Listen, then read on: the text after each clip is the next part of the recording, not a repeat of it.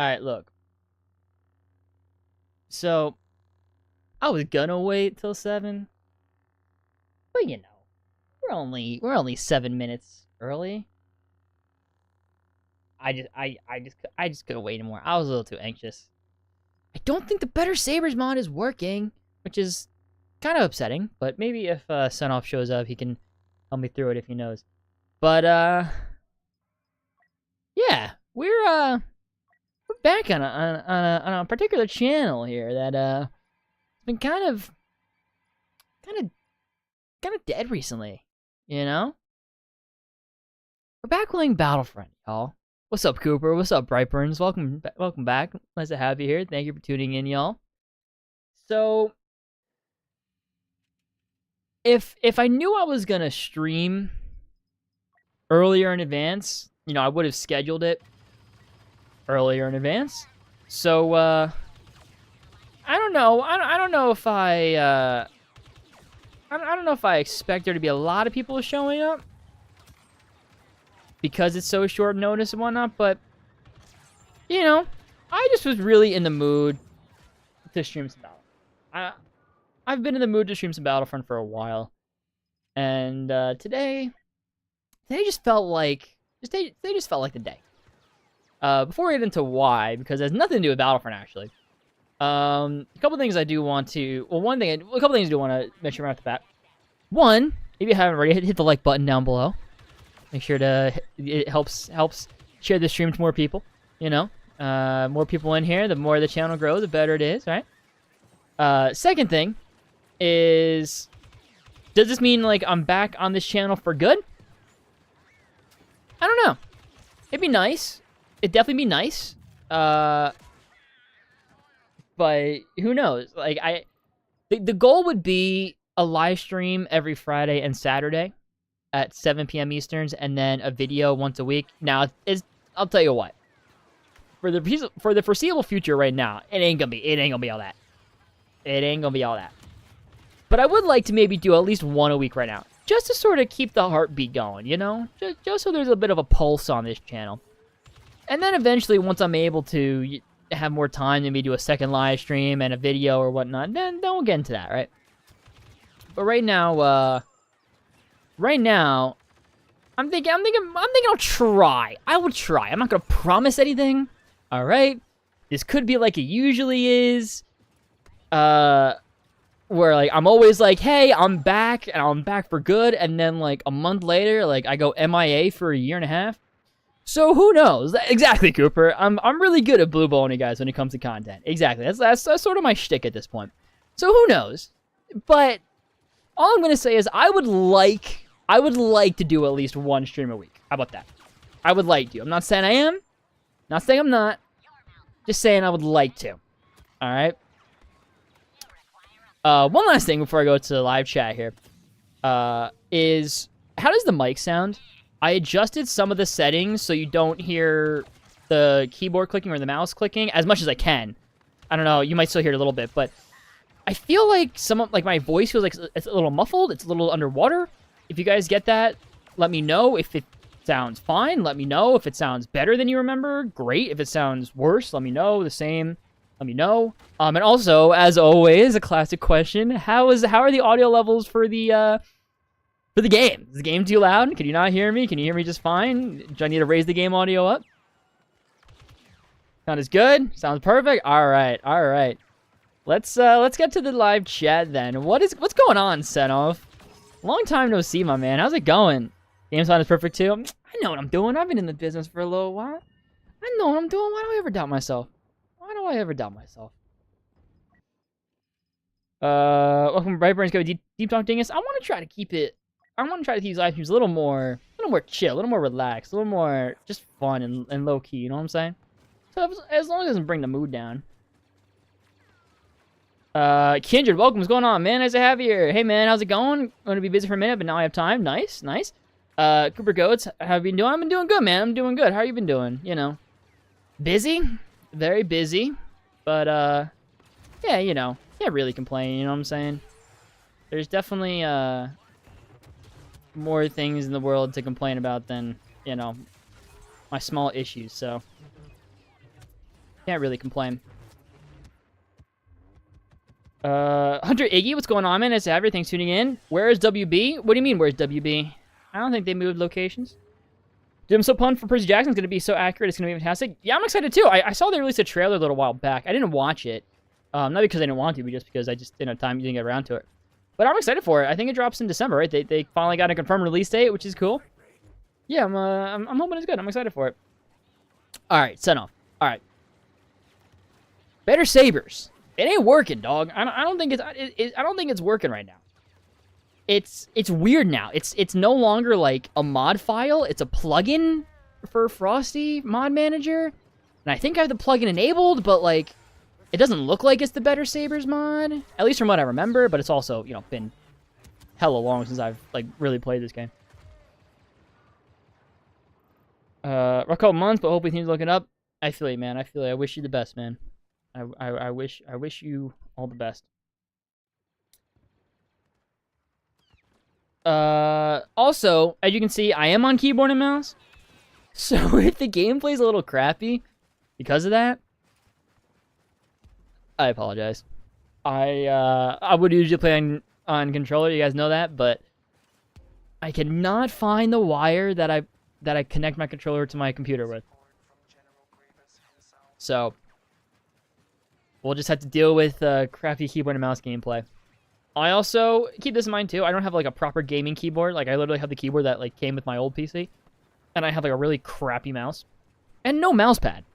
So keep that in mind as well when I'm playing. And maybe you're like, oh, that's actually kind of impressive. Then he's getting all these kills and doing like this without a mouse pad, without a proper mouse and keyboard. Damn, you're actually pretty good at this game, Dingus. And I'd be like, yeah, I know, bro. So yeah, keep that in mind as well.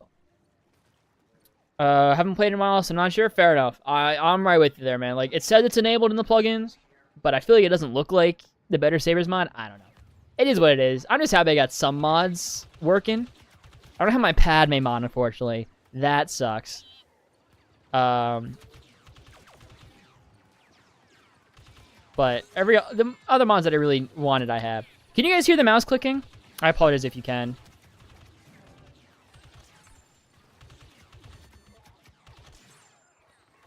I'm excited Percy Jackson's cinematic universe is going to be amazing. Sorry, I'm very pumped. It's a pretty big universe. You'll love it if you really enjoy the Avatar universe. I do, actually.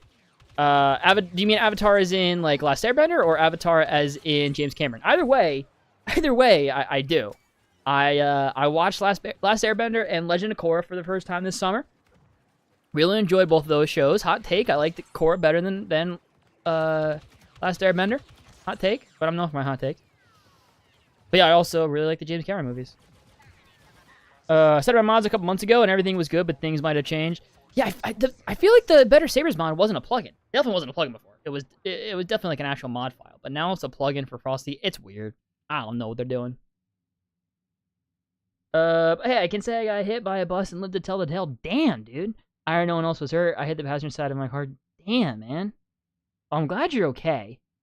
I'm very glad you're okay. I mean, you're right. That's a badass story, man. That's a badass thing to say. And gladly we can say that because you are okay. That is crazy, dude. I wish you all the best in that, and I'm glad it sounds like you're doing good. There's a horror fan. We're eating pretty good. Blumhouse and Conjuring are still going good. Yeah, and the Five Nights at Freddy's movies came out today. Haven't watched it yet. I do plan on watching it. Hoping it's pretty good. You have Avatar cartoon. By the way, Avatar cartoons are getting a universe. If you look it up online, it should say they work in a universe. Yes, they're making a live action show on Netflix, which I think the cast looks pretty good. Like the official images they released a few days ago, I think it looks pretty sick. And what they're making I think they're making a Zuko animated movie. They're making a movie about the Avatar gang when they're a little older, which is sick. Are they making a Korra movie as well? That's exciting. And they're making oh my gosh, what was the super crazy cool Avatar? Was it before Aang? Avatar, it started with an S, I think. Her. That's gonna be sick too. Very excited for all of it. And they're making two new shows, right? Or one new show about the new Avatar, the Earthbender. That's gonna be sick. Mine's mod, it was working great. Yeah, I think I just gotta probably find the mod on like my other computer and just transfer it over and try to use that instead. Because it worked fine when I had it before.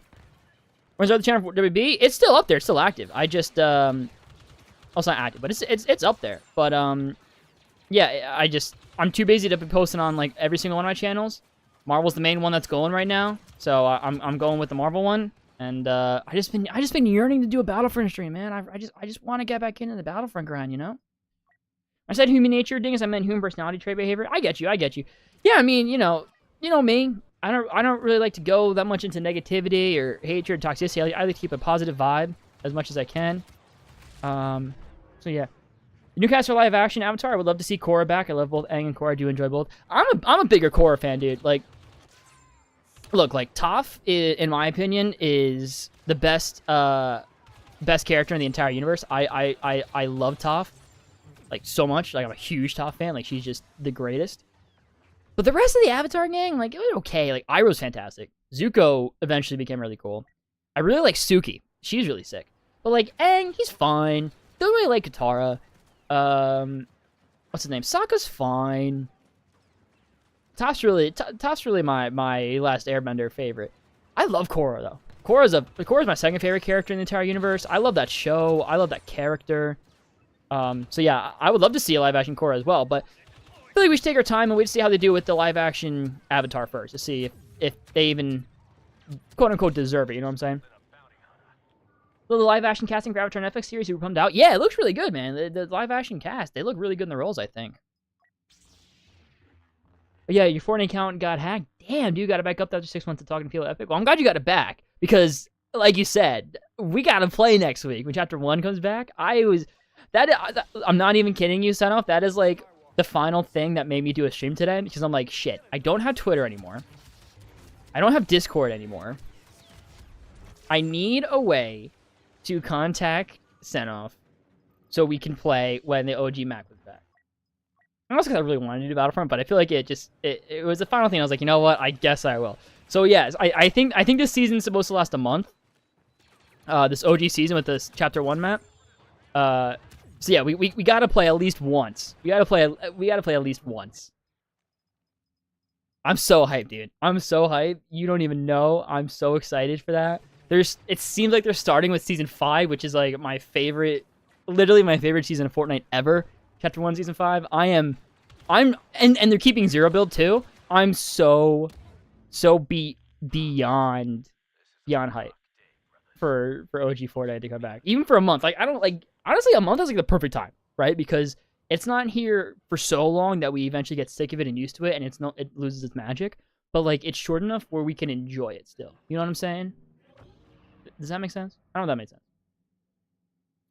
I didn't get the notification that you posted on Basically Marvel. I have to watch it later. I saw you were doing Loki discussion, but I haven't seen them before yet. Yeah, I was doing that. You know, YouTube, terrible when it comes to notifications. I get it.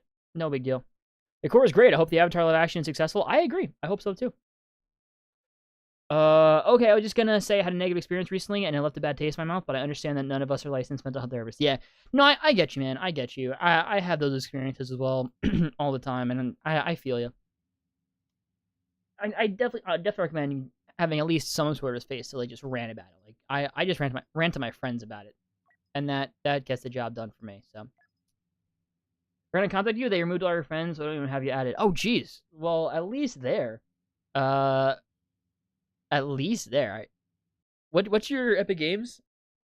I'll add you right now.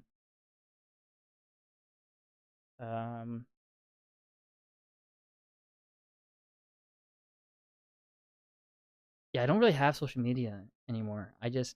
I found it was just way too negative for my mental health and stuff, and it didn't have any benefits. So I'm like, I'm just not gonna have this. Like, the only benefit would like keep in contact with like you and a couple other people, and I'm like, you know what? I can just do live streams for that, you know. Sorry for repeating myself. I'm very excited. Fantasy fans are eating great. They really are, man. They really are eating great indeed. It's PC because the hackers changed it to that to sell your account. Damn, dude. That is crazy that happened. All right, after this game, just remind me if I forget, and I will. I'll send you that. I'll send you that friend request in Epic Games. You know what? You know what's kind of pissed me off right now? I'm trying to change the @ of this channel to. instead of at Dingus Battlefront Bringus to at Dingus Bringus. And it's saying at Dingus Bringus to take it. And I looked it up, and it ain't. It's not. So I got to get in contact with YouTube about that so I can get this to be at Dingus Bringus. Because, you know, I did have this channel you guys know as Battlefront Bringus for a while, and then Dingus Battlefront Bringus, and I'm like, you know what? That just doesn't feel right. Like, Battlefront's where I feel at home with YouTube. That's where all my best experiences of YouTube is. Like, that's really Dingus, you know, like basically DC, basically Marvel, basically Star Wars. Like, yeah, but that's like something different now.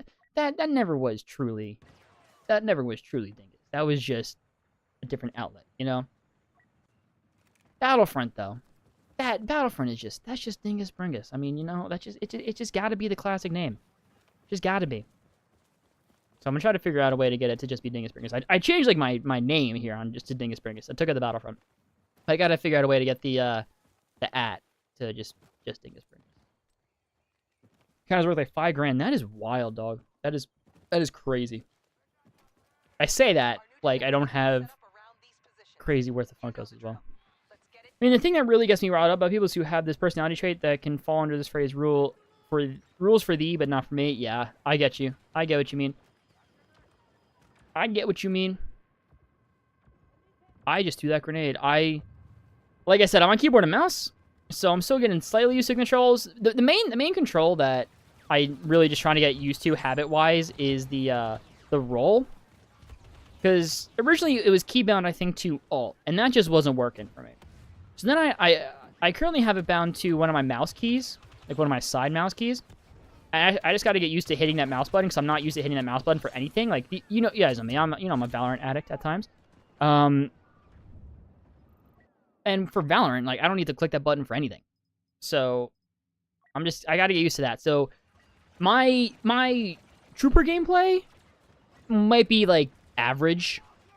My hero gameplay when I'm just going up against troopers, once again, might be average. But, like, if I'm ever fighting as a hero against another hero, I'm going to die instantly because I just don't have that roll down yet. I will one day if I continue to play keyboard and mouse. I might, just for the sake of it, just because it's a little simpler. And so far, you guys haven't said anything about hearing the mouse clicks or the keyboard clicks. So I'm figuring you guys aren't able to. Although, you guys just might not have said anything. So, if you are able to hear the keyboard and mouse clicks when I shoot and move and everything, please let me know. But if you're not able to, I might as well just maybe keep this and just learn keyboard and mouse for this game. Because, like, I'm never going to lose the skill for console. Like, that's just not going to happen. So if I can learn keyboard and mouse, like, it just makes things a little simpler, I think. And possibly better gameplay, too, eventually.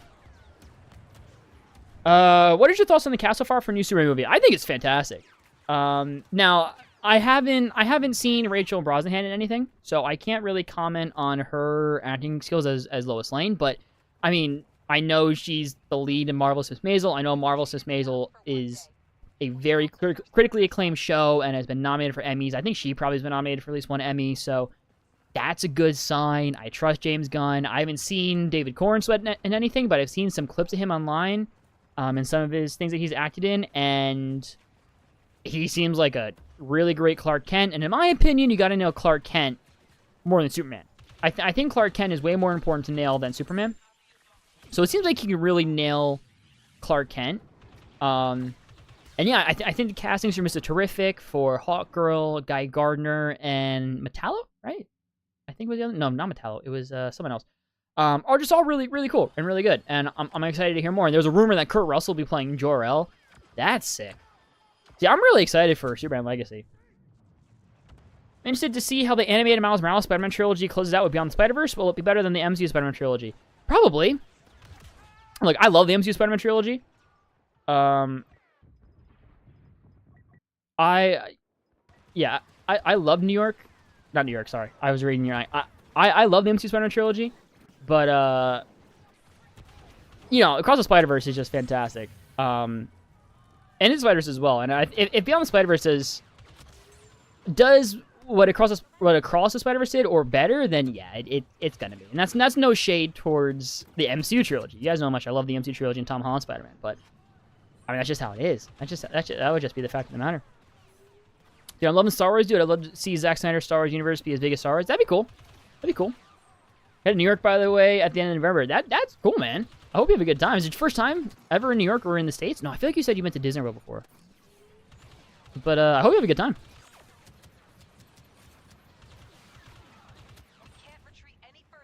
Just starting sex education. I kind of wish Emma got lowest, but I'm still super excited. Dude, I am 2 for 2 right now with... Or I'm 0 for 2, I should say. I am 0 for 2 with my fan cast for specifically, like, female lead characters in superhero movies. Just missing out. Emma Mackey for Lois Lane. I was so excited for that prospect because I love seasons 1 to 3 of Sex Education. We don't need to talk about season 4. We just pretend like that doesn't exist. But, you know, I love Emma Mackey. I'm a huge Emma Mackey fan. I am, like, in love with Maeve. Like, just very much in love with Maeve. So the idea of her being Lois Lane, but she missed out. And then, now, this one also is fine. Ended up being fine because I think Zoe Kravitz is the best Catwoman in live action. I think she did a terrific job. She proved me wrong. But my Catwoman fan cast, Isa Gonzalez, I think she was like top 4 for Catwoman in the Matt Reeves movie. And didn't get it again. So I was like, I'm 0 for 2 now with my fan cast. But, like I said, I trust James Gunn. I trust Matt Reeves for sure. So it ended up all being for the better.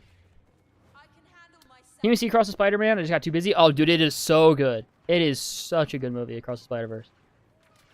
First time in the USA, but you did go to Disneyland Paris. Oh, gotcha. Did you go to one in Florida because Paris is so much closer? Yeah, fair enough, dude. Fair enough.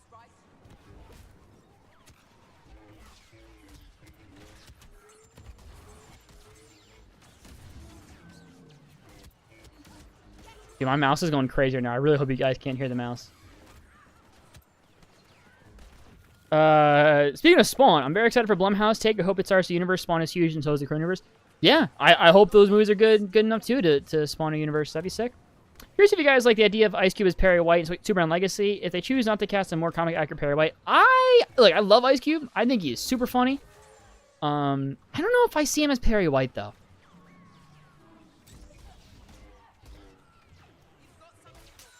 Go BBE9, you suck. Fair, I'm only on season 1 and I love Maeve. Dude, I am... Yeah, like, I had never been more in love with a fictional character than I am with Maeve. Well, that's false. Gemma Simmons will always be my first love.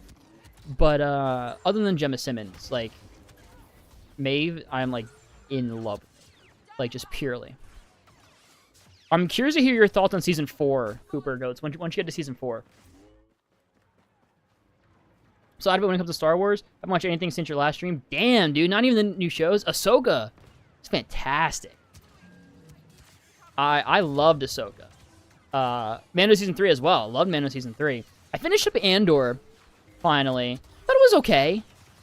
It's definitely not the best thing of Star Wars ever. So, you know, there's that. But, like, also, it's not my bread and butter, if you will, when it comes to Star Wars. Like, you guys know, like, my thing with Star Wars, my favorite thing of all time is, like, just, like, Jedi and Sith stuff. Like, give me lightsabers, and I'm happy. For the most part. So, since Andor does not deal with that in the slightest, you know, it's already, like, I'm already sort of biased against it, but it's not bad in any way. It's still good. It's just not my favorite. Which is where Ahsoka comes in, which is why Ahsoka is, like, one of my favorite, if not my favorite, Star Wars Disney Plus show. Like, I loved Ahsoka. And I also finally got around to playing Jedi Survivor. That game is so good.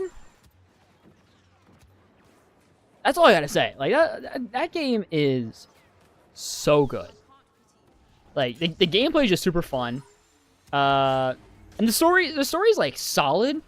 And then, like, halfway through, little over halfway through, it just becomes like this addiction where you just gotta play it through because it's just fan-freaking-tastic.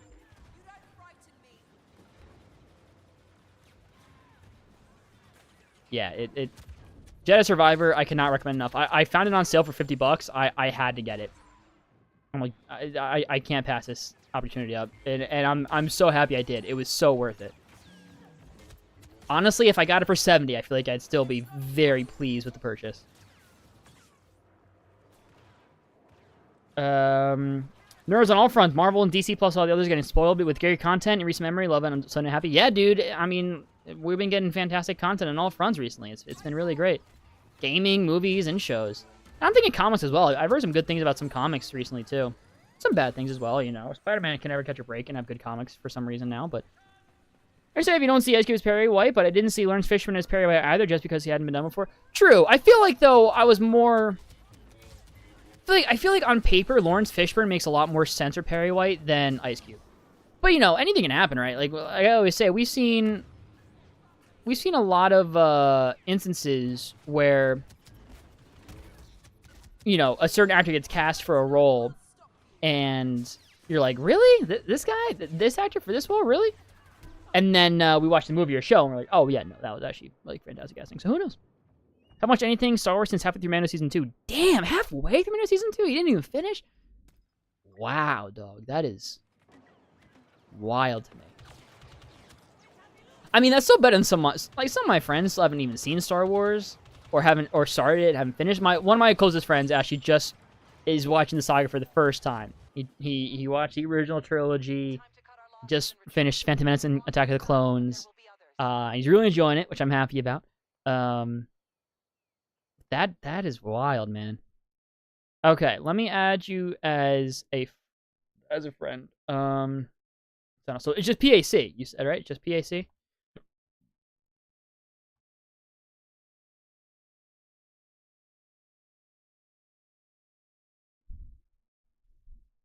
It says here also appear as PAC on Epic Games, Xbox, BRAID, and Steam WBB Trent. Is that still you, or is that someone else?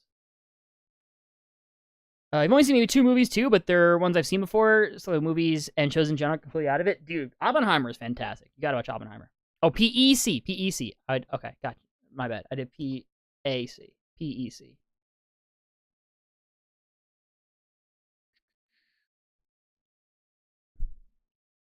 Oof, 100 players found. I don't see anyone with just PEC. Here. Friend mine. I think it's just Dingus Bringus. It should be just Dingus Bringus. Yeah. Friend that, and then I'll accept that request. I'm used to the Netflix model, so when they do it weekly, I force myself to wait. Do you do a Dingus? No, I watch it weekly. I prefer the weekly model to the all at once. I think it builds the hype really well. Sent. All right, let's.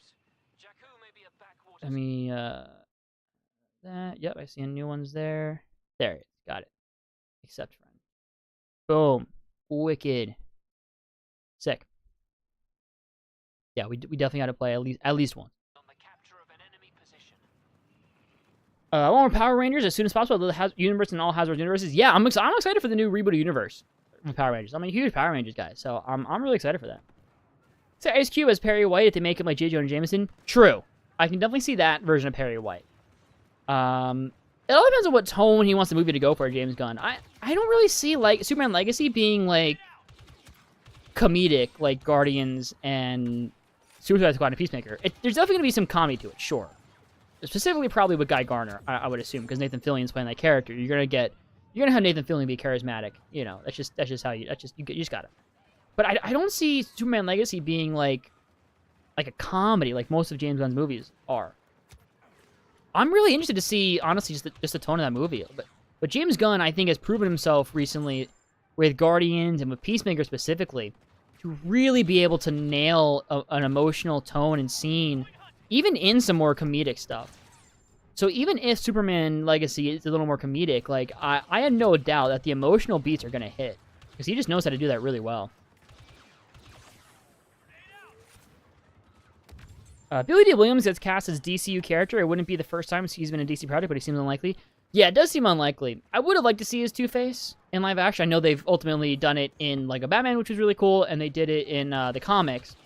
But I would have liked to see his Two-Face. It's unfortunate we never got to see it. Go. I think it would be James Gunn's most serious movie since Slither, while being the funny Superman movie. I would agree with both. I haven't seen Slither, so I can't really compare it to Slither, but I agree with both. I think it'll definitely be his most serious movie while also being the funniest Superman movie. I don't disagree with you there. I think that's a perfect perfect take right there. Nathan Fillion, 7 films, Green Lantern. Hell yeah, dude. I hope Green Lantern is successful. I want a whole ass DC Studios take with the Star Wars Green Lantern universe. That would be dope. That would be so dope. I don't know if Nathan Fillion's Green Lantern would be the main one and would have 7 films or whatnot. I would hope they would primarily focus on Hal and John. Mainly Hal. But Hal's just one of my favorite DC characters. And he's been not... I mean, I think, you know me, I think Ryan Reynolds did actually a really good job as the character and gave a good performance. But, the movie was okay. It wasn't terrible, but it wasn't like the worst thing in the world. Or it wasn't the worst thing in the world, but it wasn't great. But like Hal really hasn't been done justice in live action. I hope they don't just skip him because of that and just go right because of that movie. I really hope they give him his time to shine and fair deal. I really want to see him and Barry. I really want to see their relationship as well. I'm kind of nervous that they're going to skip Barry and go right to Wally as a Flash. Which, look, I love Wally West. Wally West is one of my favorite DC characters, and I love the idea of Wally West being the Flash. But like we just gotta make sure we get the OGs done well too. Her Channing Tatum might be Hal. I love that. That would be cool. I'd be down for Channing Tatum as Hal Jordan. Honestly, that would work really well. My fan cast for Hal Jordan, I have 2 different ones depending on what age you want to go with. If they want a little bit of a younger Hal Jordan, my fan cast is Alden Ehrenreich, who played the young Han Solo in Solo: A Star Wars Story. He also played Robert Downey Jr.'s lawyer in Oppenheimer. And if they want to go with a little bit of an older Hal Jordan, I still firmly believe that James Marsden or Sam Worthington would be amazing in that role. You know what would be weird if they cast Morgan Freeman as Perry White and just ignore the fact that Morgan Freeman was part of the Dark Universe trilogy? Not really. It's 2 different universes. They can totally ignore it and it will work fine. There's no big deal. I mean, they're doing that anyway. Jason Momoa is most likely going to play Lobo, which is fantastic. If that ends up being the case, that's a great casting. There you go. Melee. I'm still learning the buttons, like I said.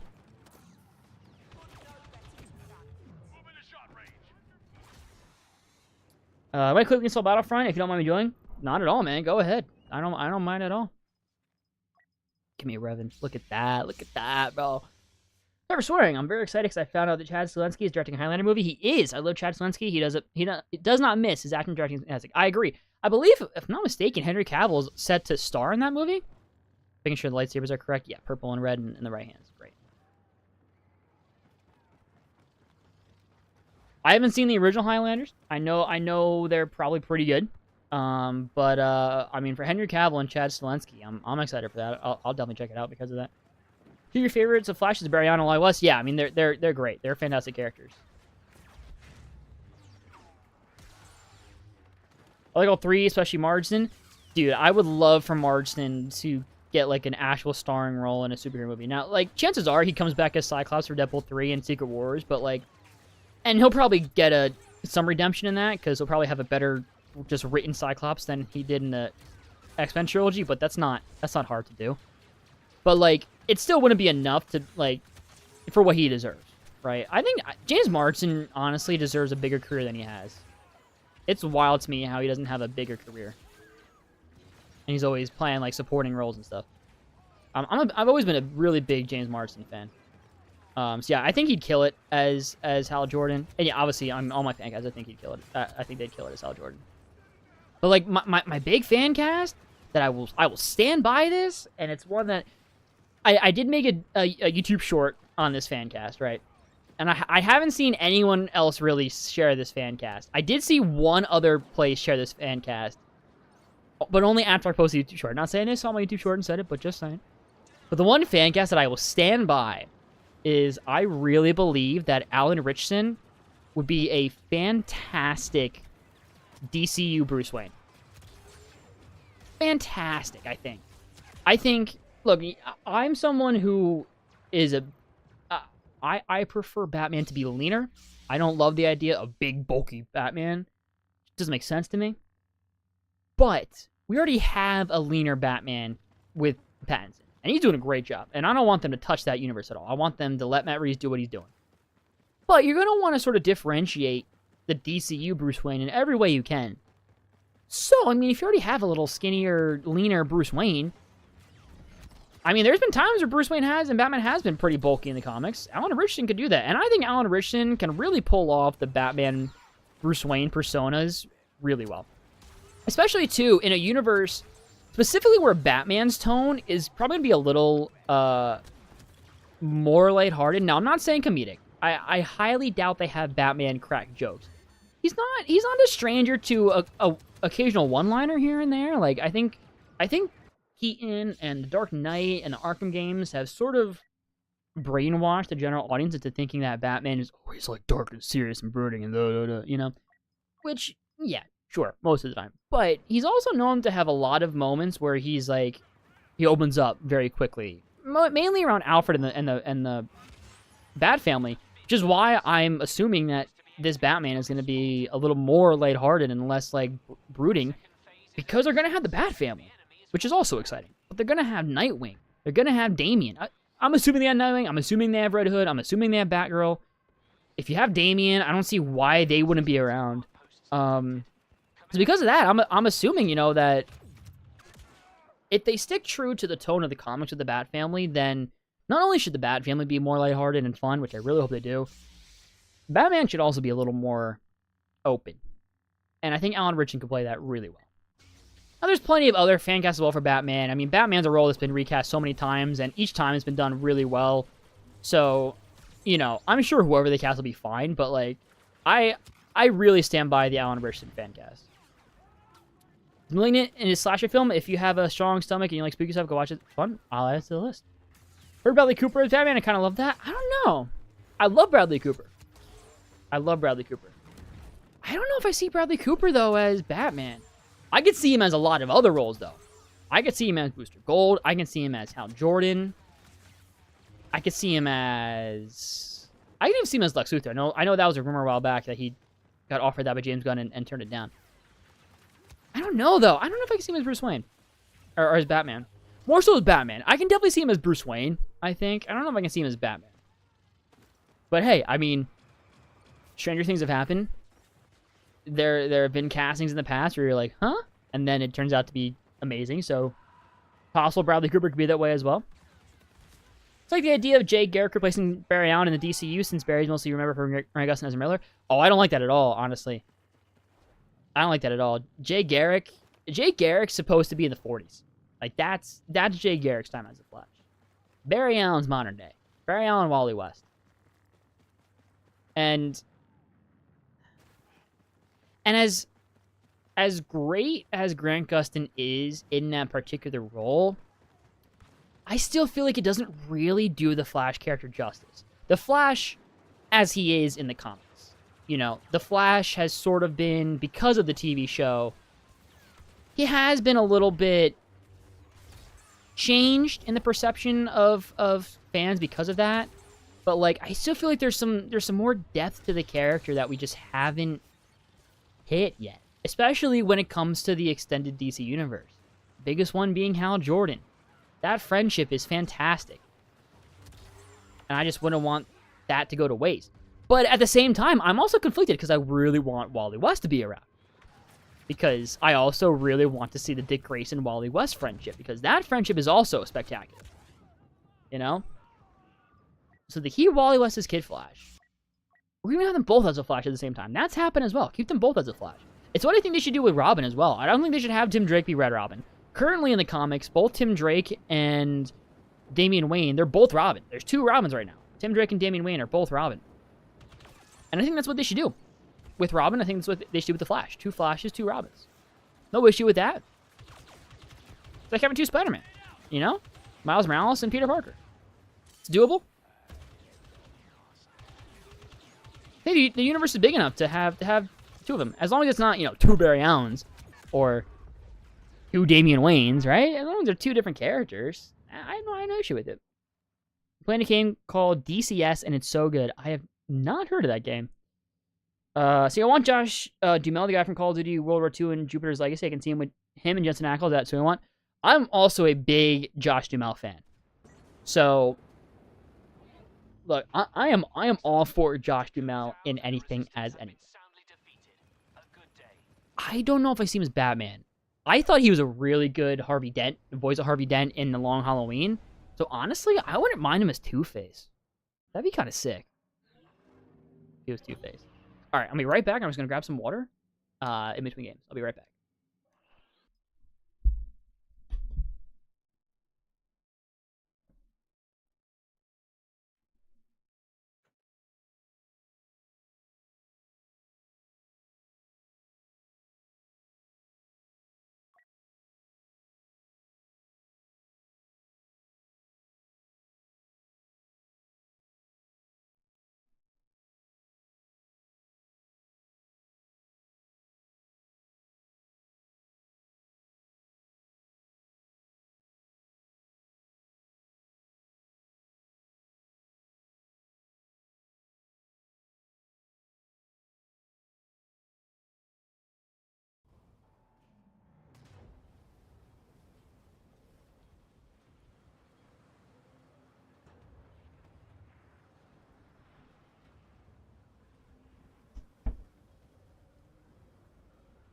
Okay, guys, I'm back. Let me pop a lozenge. Purely because I haven't talked this much in a long time. Did a, what, hour and a half live stream before this, and now doing this live stream as well. Just rapid talking. It's great. It's super fun. But gotta make sure my throat is okay. Jensen Ackles, however, I don't see that fan cast at all. Like, I get he has a fan base. I get he voiced the character, right? But I don't know, man. I haven't seen him in Supernatural. I haven't seen any Supernatural, to be fair. I'll preface with that. But, like, in The Boys, he's fine. But nothing in The Boys convinced me he's a good enough actor to play Batman. I'm sorry. Hot take, maybe. It's basically an extremely realistic fighter jet simulator, and you have to learn all the startup buttons and learn how to lock and shoot rockets. That's sick. Especially if you have, like, I don't know if you would have this, but especially if you have, like, the button, like, actual physical setup for, like, the buttons and the switches and whatnot, that'd be super sick. You know what I want? I saw this meme the other day of someone who, like, decked out the inside of their car, like, specifically the inside roof of their car, with like the switches for the Millennium Falcon, and they sort of like jumped into the driver's seat and flicked the switches like Han Solo does. I want that. And the meme was like something like what women think men want in their cars, what men really want in their cars, and it was a Star Wars thing. I'm like, yeah, true. If I had to cast a recent Star Wars actor as a DCU character, I cast Pedro Pascal Deadshot, especially because Will Smith kind of damaged his career at this reboot. I see Pedro Pascal as a lot. I think he could be a great Deadshot. I think he'd be a fantastic Black Mask. I also think he'd be a kick-ass Batman. After Alan Ritchson, Pedro Pascal is my second Batman fan cast. Now, after Joel, do I think he'd want to play Batman? No. I think they're probably too similar of characters. But I think he'd be a fantastic Batman. So also, we're going to play a lot of co-op, at least while I learn keyboard and mouse for this game. We're going to play a lot of co-op until I get consistently first place in co-op, and then we'll switch over. So, you know, I'm just going to be so terrible at multiplayer. With keyboard and mouse. If we hop on consoles, I rock that. But since we've been on PC for a while, I'm out of my game. It's been too long. Always remember back in the day when I was first place in the leaderboard every single day. Never forget. Love for Lord, Chris Miller. I've seen almost all their films and TV shows. I just need to find time for Spider-Verse, to which is favorite filler film. Ooh, I mean, Across the Spider-Verse, they didn't direct either Spider-Verse films, so I wouldn't say either of those. I mean, Lego Movie is fantastic, but I gotta say 22 Jump Street. I love the Jump Street films. I think they're literally my favorite comedies of all time. So I'd probably say the Jump Streets, 22 Jump Street in particular, I think is slightly better than 21. Matthew Vaughn said Taron Egerton should be Lex, and I'd be very okay with that. Me too. I'd be very okay with that as well. I love Taron Egerton. Red Robin. Yum. Love Red Robin. Not the character. The restaurant. Funnel Flashes to be done well and have thick mythology, built in an audience and critics will enjoy it. I really hope we get all those characters are great. Flash all flash up on you. I agree. Jay Garrick's my least favorite out of the three big ones. But I agree. Have you finished the Peaky Blinders, by the way? I have not, dude. I finished season 1 and 2. I got to season 3 and just have not had time. Every time I try to get back into it, I just don't find the time, unfortunately. I really like season 1 and 2, though. I really liked it a lot. I just haven't had time. See Jensen being great fighters, Batman. He could be a great fighter, but fighting the stunts is like the least important thing to keep in mind with the actor, because you can. Batman's like the easiest character to get a stunt actor for. We're on Yavin, right? So I'm probably just gonna do the regular Stormtrooper. See Pedro Pascal as Zoom. I can see him as Zoom as well. My Zoom fan cast is the very popular generic one, but for a reason, Anthony Starr. Be so good. You have a flight stick with all the buttons. That's sick, dude. That is sick. Lord Miller wrote Spider-Verse, though. Did they write Spider-Verse? I didn't know that. I thought they just produced it. Nice. I mean, they did a good job. Watch the film Superman versus the Elite. Is that an animated film? I'll tell you what. I'm definitely becoming more of a Superman fan than I was. I never disliked the character. I never hated the character, but, you know, I always thought he was overrated, overhyped. And to an extent, I still do. Like, he's nowhere near the top of my favorite comic book characters or DC characters, let alone. But after the recent shows of Superman and Lois especially, I adore that show. I gotta catch up and finish it. But then, with the final icing on the cake, cherry on top of my adventures with Superman, I'm really starting to like Superman a lot. My Adventures with Superman, if you are a Superman fan, I highly recommend both shows, Superman and Lois. But My Adventures with Superman is such a delight. Like, it really is. And I think the reason why I like that show in particular so much is because it does something that I really haven't seen done before with Superman. And it makes Clark Kent the quote-unquote real version of the character. Excuse me. Excuse me again. A lot of times you see, like, the Superman persona is, like, the real version of him, quote-unquote. You know what I mean? And that's just never been relatable to me. You know, and I get it. And that's never been an issue with me, because I never really felt Superman was supposed to be a relatable character, because he's Superman. It was just never in my mind for him to be a relatable character. Same thing with Batman. I've never really seen Batman as someone I can relate to, and that's fine. Like, he's Batman, you know? And it's the same thing. He's Superman. But with My Adventures with Superman, they flipped it. They made Clark Kent the real persona, and then he puts on this sort of act. He puts on this, like, brave face, this confident face, if you will, when he's Superman. And that totally changed the game for me.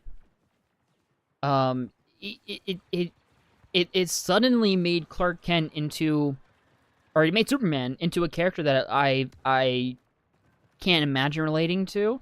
The character who I can relate to one of the most out of any superhero character I've seen. You know, probably second maybe only to Tom Holland's Peter Parker. It's wild. It was wild. I love that show. I think they do the romance really great as well with Lois. Yeah, I really can't recommend My Adventures with Superman enough. And I've spoken ad nauseum about Superman and Lois, and I recommended that show countless times. You guys know how much I adore that show. Yeah, I don't know, man. And then we have Superman Legacy coming up, written and directed by James Gunn, someone who made us cry for a tree and for a raccoon, and made us feel all kinds of sympathy and love towards Peacemaker. If he can capture even a small amount of what he's been able to capture with Guardians and with Peacemaker, I think we're in for such a treat with Superman Legacy. I really believe Superman Legacy is going to be the best Superman movie, easily. Need to watch it. I know I gotta catch up with Peaky Blinders. I know. I really want to. I really want to. Do we go with Django or do we gotta go with Dengar? Gotta go with Dengar. If we have OG Fortnite come back next week, you gotta go OG Battlefront here. Okay, no, I'm not Emperor. I'm Dengar. Hey, look at that. First place. I know. I really want to. I really want to watch Peaky Blinders and catch up and finish it. I will. Like, it's genuinely a top priority, other than like mainstream current shows that I have to watch for like YouTube and stuff, or just like over my favorite, my favorite franchises. They come first, right? Invincible's next week. I'm watching Invincible.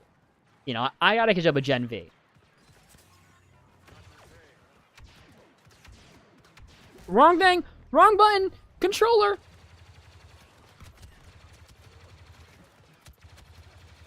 Ah! But I do definitely plan on finishing Peaky Blinders eventually, because, yeah, it was really good. And Tom Hardy is fantastic in that. I think Tom Hardy might be my favorite performance in that show. I mean, other than Cillian Murphy, of course. Cillian Murphy is... I mean, he's just top tier, isn't he? He's just so good. And Oppenheimer just backed that up. But outside... I mean, all the performances in Peaky Blinders are so good. Everyone is at the top of their game in that show. But Tom Hardy's performance in that show is really, really good. I mean, I know Tom Hardy's a fantastic actor. I love Tom Hardy outside of the Venom movies. He's great. But, like... He's also kind of just playing Bane, in a way, in terms of just the voice. Like, his voice feels very similar to his Bane voice, just a little more of his regular accent in there. So I would love to see 9 21 Jump Streets if we get Giant on Wick films. I'd love to see those get 9. Dude, I would love a 23 Jump Street. I will forever be sad that we never got that. I know people are like, Spider-Man 3, Amazing Spider-Man 3 is the one movie that we were robbed from. Number one movie we were robbed from. I'm like, nah, dude. 23 Jump Street was the movie we were robbed from. Those movies are just so damn good. Same, I was never that big of a Superman fan until James Gunn became the director of Superman Legacy. Yeah. Yeah, it wasn't until recently that I really became a Superman fan. Would it be scarier to have Peter Parker's guilt complex or Bruce Wayne's childhood trauma? Oh, definitely Bruce Wayne's childhood trauma. Need to finish My Adventure Superman? I highly recommend it. It is really good. I really enjoyed it. Just had this thought. Jack Quaid is Barry Allen. Ooh. I don't know. I mean, Barry Allen is definitely... He's not, like, Bruce Wayne serious, but I feel like he's more serious than Huey. You know? He's just like ever so slightly tougher than Huey. I mean, I wouldn't put it past Jack Quaid to be able to do it. Like, if tomorrow, if the actor strike ended, like, next week, which also, we stand by actors here, fully stand by SAG-AFTRA, really hate what the studios are doing right now, and how they're being just super greedy. But, like, if next week the actor strike ended, and it was announced that Jack Quaid was playing the Flash, I'd be over the moon excited. I'd be like, hell yeah, give me my Huey, give me my Clark Kent actor as Barry Allen. I'd be over the moon hyped for that. But I don't know if he'd be my first choice, honestly. My first choice, my fan cast, is another popular one, but again, for good reason. Lucas Till. He most notably played Havoc in X-Men First Class and X-Men Apocalypse. I think he'd also be a really good Cyclops in the MCU. And on Heavy Metal Binge, do you enjoy rock music? I've been on a heavy rock binge. Rock and punk recently. I'm usually a big pop guy, and I still listen to my pop. I can't not listen to pop. I still gotta have my Joshua Bassett. Still gotta have my Harry Styles. A little bit of Rodrigo thrown in there. Still gotta have my Disney. Still gotta an artist I discovered earlier this year who is fantastic is Lindsay Lomas. What a fantastic artist. All her songs are so great. So I always gotta have my pop. But recently, these past few months, I've really been on a rock binge, like mainly Nirvana and Foo Fighters. Like, I've always been a big fan of both. Always been a big fan of both. But, like, especially recently, I've like in love with Foo Fighters and Nirvana. Tom Hardy is so good in it. He really does, man. Leftfoot casting. Tom Hardy has year 8 Bruce Wayne and Batman in the DCU. I don't know about that one. I don't know. Not that he couldn't do it, but, like, you know, I see him more as Batman, not Bruce Wayne. So, like, yeah, a lot of these fan casts are, like, they nail one, but the other one, I'm not sure if it's in their wheelhouse. But again, Tom Hardy's one of those caliber of actors where, like, I wouldn't put it past him to be able to do it. Just off the top of my head, I can't picture it. Went on a binge literally yesterday, watching all my old vids, and as cringe as they were, brought back so many good memories. I did that the other day. The other day I was showing my friend some old vids. I showed him the Dingus Bringus diss track. That brought back memories.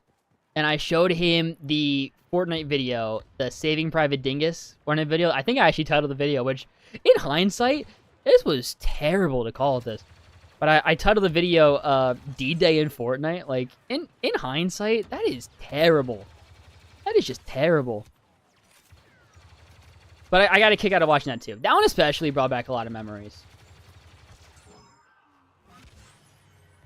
I saw my stream of my phone pointing at my TV, you're recording everyone Captain C. Damn, that's sick, dude. You know what sucks? I lost a lot of my old live streams. I have some of them. I have a handful of them. I have all my old videos, which in some ways I'm okay with. I'm in no way regretful that I don't have a lot of my old live streams, because I just didn't know at the time. But remember, I think it was like 2020, probably mid-2020 or something, when that YouTube like COPPA thing was around, and no one knew what, like, if their videos were going to be okay and whatnot, and if their channels were going to be okay or not with COPPA or anything. I'm someone who's always been more, like, what's the word? I'd rather be safe than sorry. You know, I've always been the kind of guy. But especially back then, when I was a little bit, you know, that was like, what, 3 years ago now? A little over 3 years ago now? A little bit younger still, a little bit, you know, more, like, nervous and whatnot. And anxious and whatnot. So I was so nervous, right? So I downloaded as many streams that I could. And I think I downloaded, I prioritized the live streams with the most views. Which most of the times weren't even the best ones, but it is what it is. I downloaded a handful of live streams, some Fortnite, some Battlefront, just so I had some of both. And, you know, we were also scared that, like, even private videos would still get your channel taken down and whatnot. So I was like, you know what? I was like, screw it. It's not worth getting my channel deleted over. I have a couple downloaded. I have all my videos downloaded. I just ran out of storage space. I'm just going to delete the rest. And I did. And, you know, do I wish I can go back in time and not? Sure. But I didn't know. I didn't know. We thought that was going to be the end of everything. Right? So I don't regret it. I'm not mad at myself for it. I don't lay awake at night being like, damn, I wish I didn't do that. I wish I still had those live streams. I mean, I do say I wish I still had live streams, but it is what it is, you know? It is what it is. Nothing I can do about it. I definitely understand why I made the decision, so, you know, can't blame me for not knowing the future, you know what I'm saying? But it does suck that I don't have them, but it's, like I said, I've accepted that fact. We'll always have the memories. Same with SAG-AFTRA as well. I hope SAG-AFTRA gets a fair deal. Great deal like the writers. I agree. I'm very happy the writers got their deal. Very, very happy about that. I'm very glad for the writers. Yeah, it's just the actors now. I'm happy the rest of the unions are sticking with the actors and standing with the writers. I'm a rock guy and EDM music guy. Enjoy pop, mainly K-pop. Nice, nice. Yes, X-Men Apocalypse, the movie that fumbled what could have been a contender for one of the best superhero trilogies. Yes. However, I still like Apocalypse. I think that movie's actually pretty good. Now, X-Men First Class and X-Men Days of Future Past are quite literally two of the best superhero movies of all time. It's nowhere near the quality of those movies. But I still think it's quite a good movie. Dark Phoenix, though? That movie can burn in hell. What if we get, like, a comedian to be Batman again, like Michael Keaton, but very much younger and in his prime? Comedians have a dark side they can channel to be the Batman. I agree. I wouldn't be opposed to that. I mean, everyone says that comedy is harder to do than drama. If you can do comedy, you can do drama, apparently, allegedly. So, yeah, no, I wouldn't be opposed to that. As long as the actor's right for the role, you know? Doesn't matter where they come from or what background they have.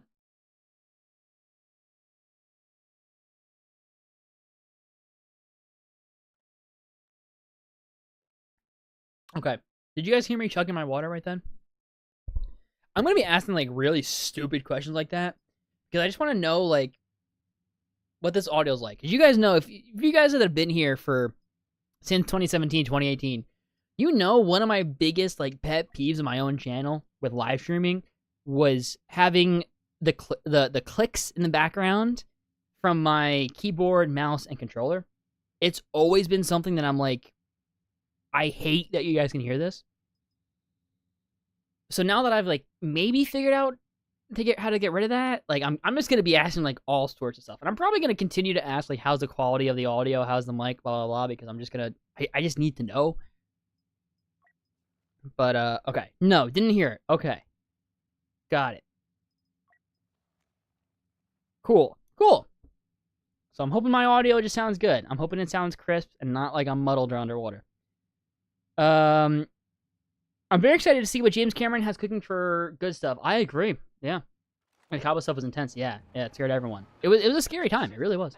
You know what would be a great, cool, insane take for Star Wars? Tim Burton Star Wars trilogy? That would be an insane take for Star Wars. That would be wild. Don't believe me, and you'll probably hate me, but I'm honestly loving country music. Really? Damn, dog. Yeah, that's like, literally, I listen to every kind of music, except for country and dubstep. And I guess K-pop. I mean, I don't really include K-pop when I say except, but like, I guess technically I don't listen to K-pop. But everything else, my playlist literally goes from like freaking Eminem to Tangled to Foo Fighters to Lemonade Mouth to Olivia Rodrigo. Like it covers the entire spectrum pretty much of music. Yeah, country just ain't my thing. Ain't my thing. Speaking of water, I've been trying. What is liquid? What is liquid IV? Don't know what that is. Isn't that like a tube or something? I don't know. I have no clue what I'm talking about, dog. I'm not smart enough to know what that is. And I accidentally closed my chat, so I'm gonna die right here, definitely. But I gotta get this chat back open. Oh, why is my monitor being weird? Also, for you PC nerds out there, what is a CPU temperature that I should be like? What is like the bare minimum CPU temperature that I should be like concerned about? My CPU right now is the hottest it's ever been, but I don't think it's anything to worry about. Give me 1 second here. I just gotta pull up my chat again.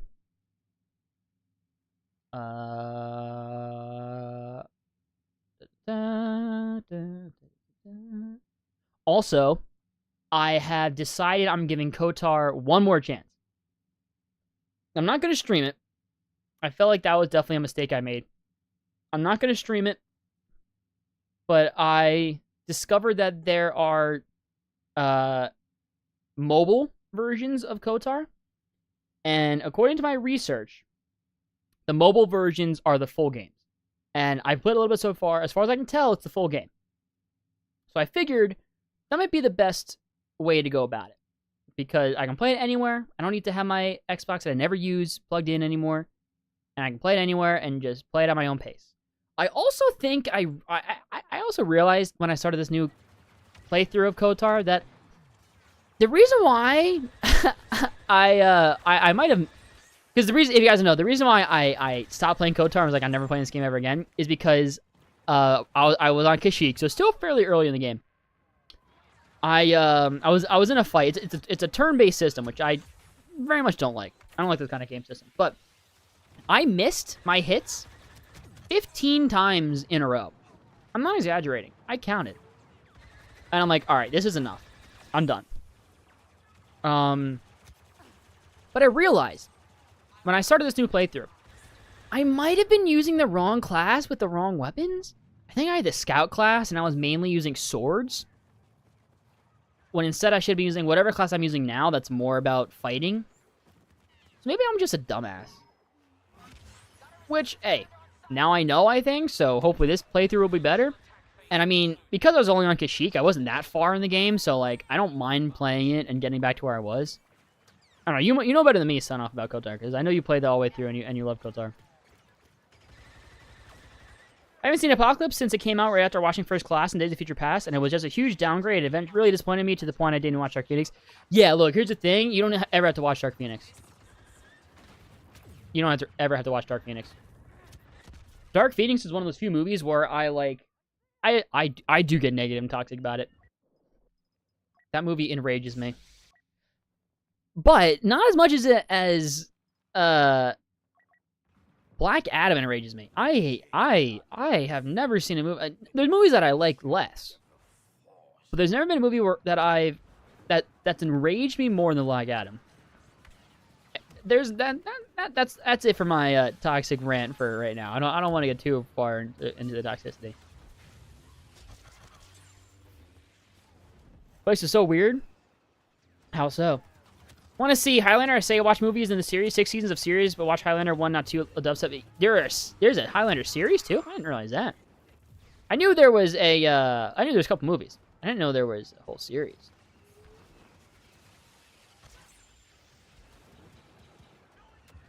Anything north of 85 degrees is kind of high. All right, cool. It's currently sitting at around 78, 79 degrees, which is the highest it's ever been, I think.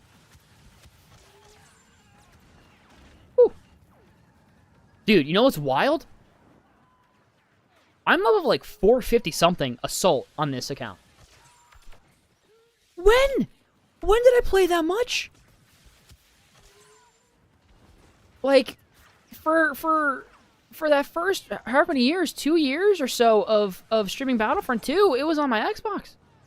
There's no way I streamed that much Battlefront on my PC account to get to 4-something, like 450-something. How? And that's not even the only thing I played. I have the rest of the accounts pretty decent leveled as well, some of my heroes too. When? Some drink mix that works like the IV you put in your arm whenever you're dehydrated around Earth. Oh, interesting. Interesting. I haven't heard of it before. Watch Dark Phoenix be integral to the plot of Deadpool 3 just for Ryan Reynolds to fuck with people. You know, that'd be hilarious, but like, if anything, it would be he'd want to kill that universe, which I'd be so down for. On a more serious note, though, I am very excited for that movie. Not only just because, like, oh, Deadpool 3, how can I not be excited? Not even because of Hugh Jackman's Wolverine, but, like, it seems very obvious that we are going to be getting the OG X-Men back in live action. And look, they're probably all going to be killed. It's probably going to be, hey, look, it's Halle Berry, James Marsden, and Famke Janssen. Oh, they died 2 minutes later. That's fine. But if Hugh Jackman's getting his classic suit, the rest are going to get their classic suits as well. That's all I care about at this point. I just want to see a classic Cyclops suit and the X-Men in their classic suits. That's all I care about. That'd be so sick. And Black Adam wasn't that bad. Dude, Black Adam sucks. Black Adam's terrible. There's nothing good about that movie. The only thing that's even minutely good is... There you go, 459. How? Is Pierce Brosnan as Dr. Fate, but he's like barely in that movie. And it's barely anything to work with. They've got country, rap, grime, and pop. Damn, dude. You're kind of, yeah, it's kind of like that, my variety. But what The Rock did to Shazam is unreal in my eyes. Yeah, look, I mean, I really like Shazam too. Is this better? Is that as good as the first one? No, but that's okay. Doesn't have to be. The first one is literally my favorite DC movie of all time. So it was never going to live up to that. I thought Shazam 2 was actually really good fun. I had a really good time watching that, which is all I needed to be. But yeah, I agree. The Rock's ego really showed with Black Adam in the DC EU, and... yeah. That definitely brought down my opinion of him. Now, I don't hate him. I don't dislike him. I mean, he's still The Rock. But, like, my opinion has definitely been brought down on The Rock because of everything that went down Black Adam and DC. Back what I missed? Nothing much. Nothing at all. The thing is, do you have more fun rewatching Doctor Strange 1 or 2? 2, for sure. I don't really rewatch Doctor Strange 1, not because it's bad, just because, like, it's fine. There's nothing really special about it for me that makes it worth rewatching. Whereas Doctor Strange 2, Multiverse Madness, I find it's a really fun movie. And the pacing just flies by. Yeah, definitely 2. I really like 2. And yeah, and like I said, 1's fine, but it's not my favorite.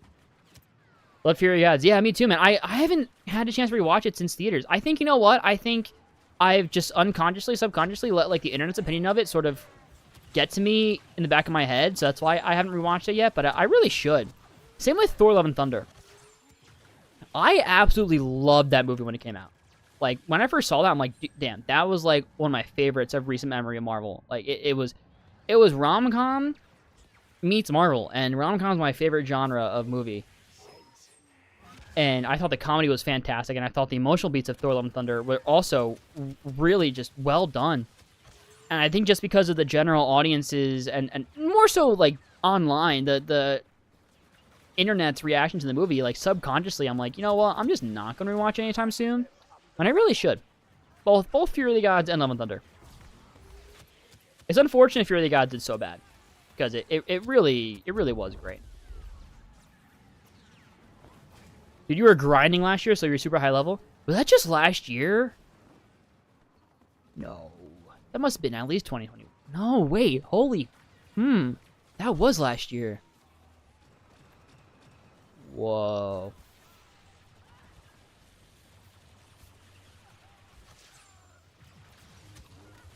Wow. Time is not real. Yes, I was grinding last year. But again, I feel like that was only, like, twice a week. I feel like that was only 6 hours a week. As opposed to what I used to do of, like, 3 to 6 hours a day. I love the Shazam romance in Shazam 2. Billy Brother is great. What's his name? Freddie Freeman. Yeah. That was really great. You fully blame him for Shazam flopping, and out of everyone, I hope Zach Levi stays as Shazam. You fully blame who for Shazam flopping? I might have missed who you're referring to here. I think Zach Levi Shazam is good, but, like, it's not. He's not someone who I'm like, it's him or no one. Because actually, going back to one of my fan casts, I think if he's not Batman, oh, The Rock, gotcha. You blame The Rock for Shazam flopping. I don't disagree with you there. I think it's also just poor marketing. I think it was really poor marketing because DC knew they were rebooting and like, hey, let's just not. I think if he's not Batman, Alan Ritchson would be like perfect. Not that Zachary Levi's not. He's really good, but Alan Ritchson would also nail it really, really greatly. Time is crazy, dude. Time is wild. Imagine if Sam Raimi's Spider-Man 2 was still great, but it flopped harder than 2023 Shazam Fury of the Gods. Yeah, imagine that. That'd be wild. Hey guys, I'm looking at the numbers right now. We have 5 people watching, but only 3 likes? What's up with that? Let's get 2 more likes to get to 5.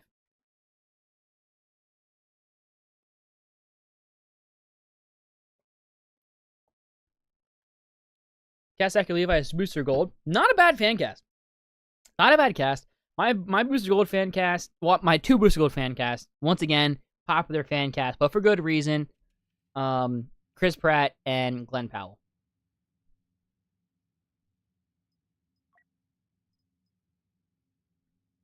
Only for almost 7 years. We're getting old. We are getting old, man. Isn't that wild? Isn't that wild? It's been like 6.5 years. That is insane. That is actually insane. Chris Pine would be a good Booster Gold. Him too. He'd be a great Booster Gold, actually. For sure. Channing Tatum as well. If Channing Tatum isn't Hal Jordan, I think he'd also be a really good Booster Gold. Yeah, no, it is wild, and like, remember back in the day when I would be so freaking butthurt over, what was his name, Paul John or something, the Battlefront YouTuber? He'd get way more viewers than me. You know, I was such a kid, dude.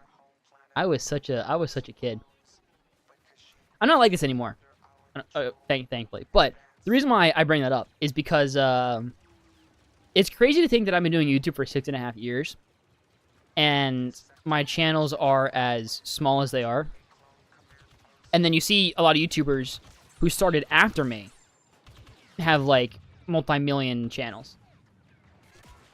And I always think, like, and again, it's never, like, in a hateful way. It's never in, like, a regretful way or, like, a, like, pity me kind of way. It's just more of like a curious, like, huh, what if kind of way. I always think, what if I stayed consistent? Like, what if I never stopped doing YouTube and like was consistent on all the channels? Well, where would I be? Would I be doing this for a living? Would I have channels that are 100,000 subscribers plus? Would I? But also on the flip side of that, I'm in some ways I'm thankful I didn't, because, you know, I don't know if I probably would have fallen into the trap of making clickbait, toxic videos, and videos just purely about rumors and leaks and whatnot, not caring about what it does to the audience and just caring about the views and money. I don't know, you know, and I would rather not have had that risk. I'm very thankful that I have the mindset and the personality and the morals and ethics that I do now, because, you know, before I was a kid. I was a little kid doing YouTube videos. I made a little bit of money. I was like, oh my gosh, this is so cool. I just keep doing what I'm doing. I don't know. I don't think twice about it, because I'm a little kid. Not anymore. Now I actually, you know, can think 1 or 2 seconds about it. So I am overall actually quite thankful that I didn't get caught in that trap, and that I'm now able to build communities that are overly positive and chill. You know, like that's way more important to me than anything else. But every once in a while, I am like, what if? Just can't help myself. But like I said, it's never in like a damn I regret it or pity or blah blah blah kind of way. Because there's this quote that I saw a long time ago that really put things into perspective for me, and one that I try to live by. I forgot where I saw it. I forgot who said it. But the quote went along the lines of, don't be upset about the result you didn't get from the work you didn't do. Pretty much saying, what it means is like, hey, you didn't work out consistently, you know? Don't be upset you don't have big muscles. You didn't put in the work. You don't deserve it, right? Do the work now. Do the work now. You put in the work, you don't get the results, you're doing everything properly, you don't get the results, then be upset. But I guarantee you, if you put in the work, if you work out consistently and hard and properly, you eat properly, train properly, diet properly, nutrition properly, you'll see the results, so you won't be complaining about anything. But you didn't put in the work, so who are you to complain about it? That's sort of my philosophy when it comes to YouTube and everything. I look back, I've been doing this for however many years now, 6.5 years. And yeah, there are channels who started after me that are bigger than me. I could very easily get upset. I could very easily be like, why, But I didn't put in the work. I didn't do it consistently, and that's okay. I'm fully content with that. But because of that, I have no right to be upset for not having 100,000 subscribers, you know? No right. Anyway, a little rant. I only say that not because, like, I'm such a good person. More because, you know, more and more these days, I see people get complainy about everything.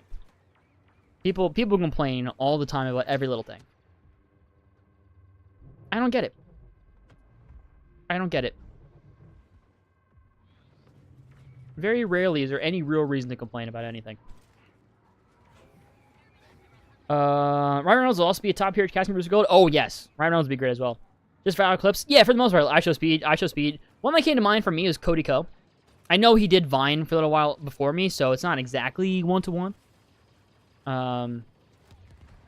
But I was just watching a Jadeon video today, and I think he started in 2019, which is wild. Yeah, again, him, he's also power clips in a way too. Another John Cena fan cast a lot of things. I would still love to him at MC treatment style of a accurate Sandman. I agree. I think he'd be a great Sandman. Cast anyone from the big tentpole franchises Master Lord for the DCU.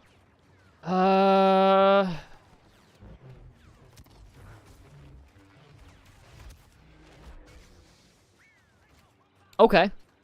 Probably not one of the big tentpole franchises you were thinking of, but Nikolai Coster-Waldau, the actor who played Jaime Lannister in Game of Thrones, for Maxwell Lord.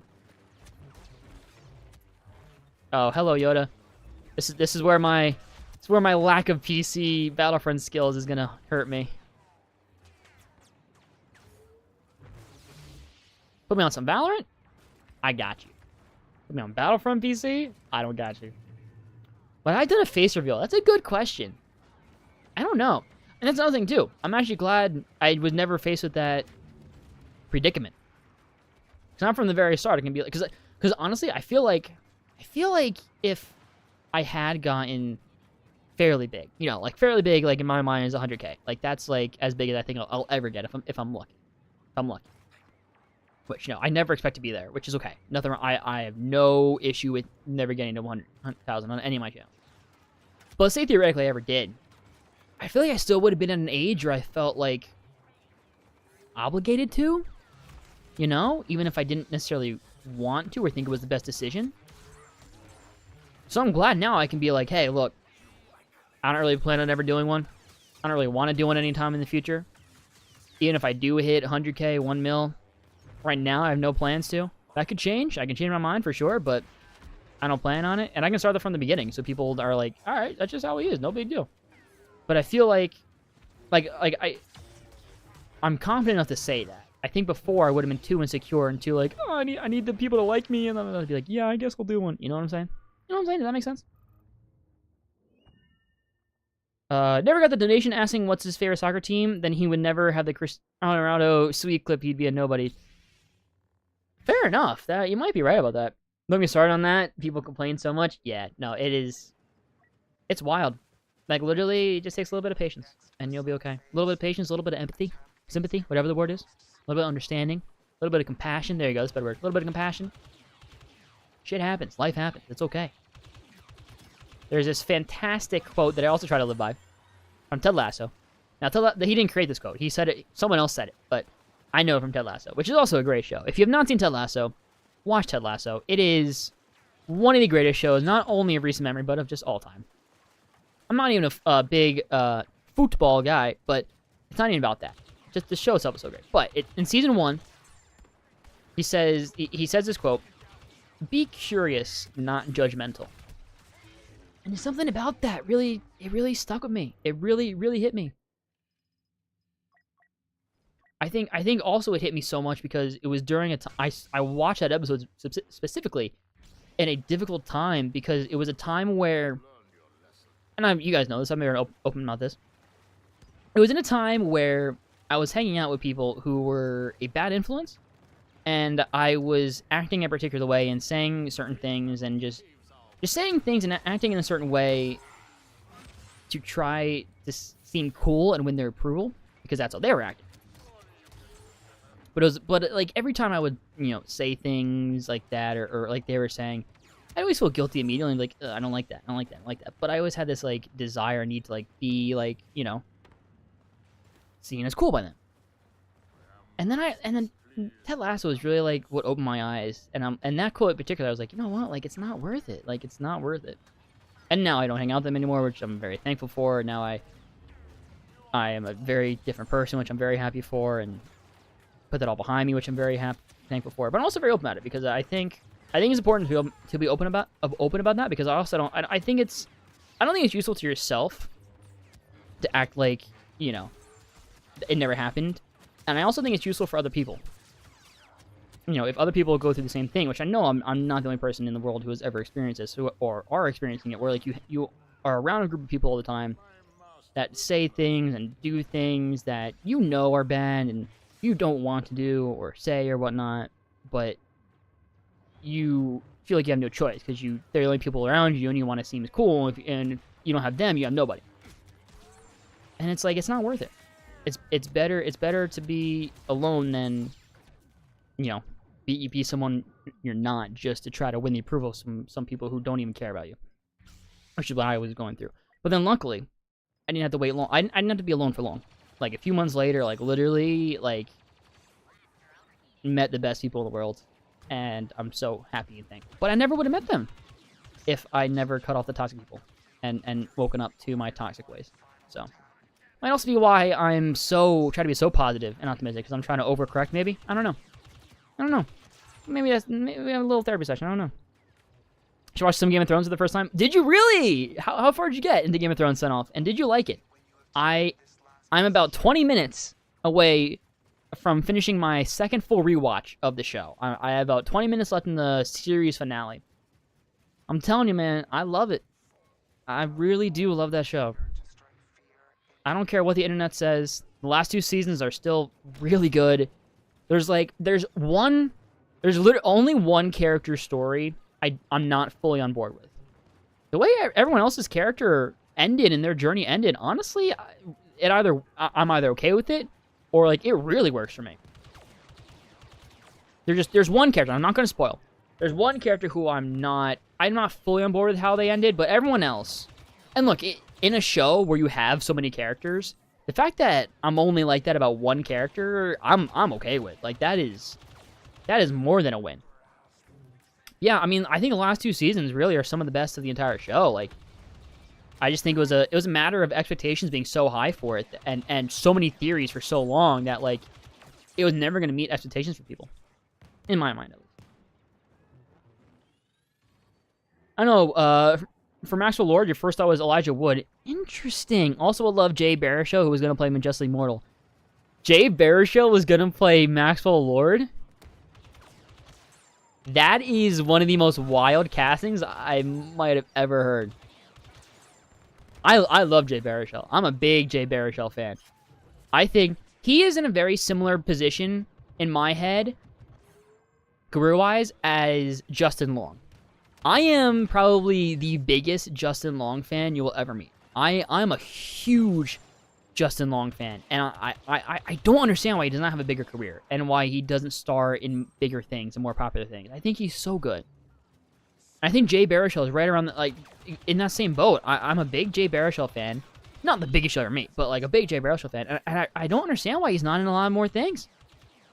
But him as Maxwell Lord, that is wild. I don't know if I would buy that.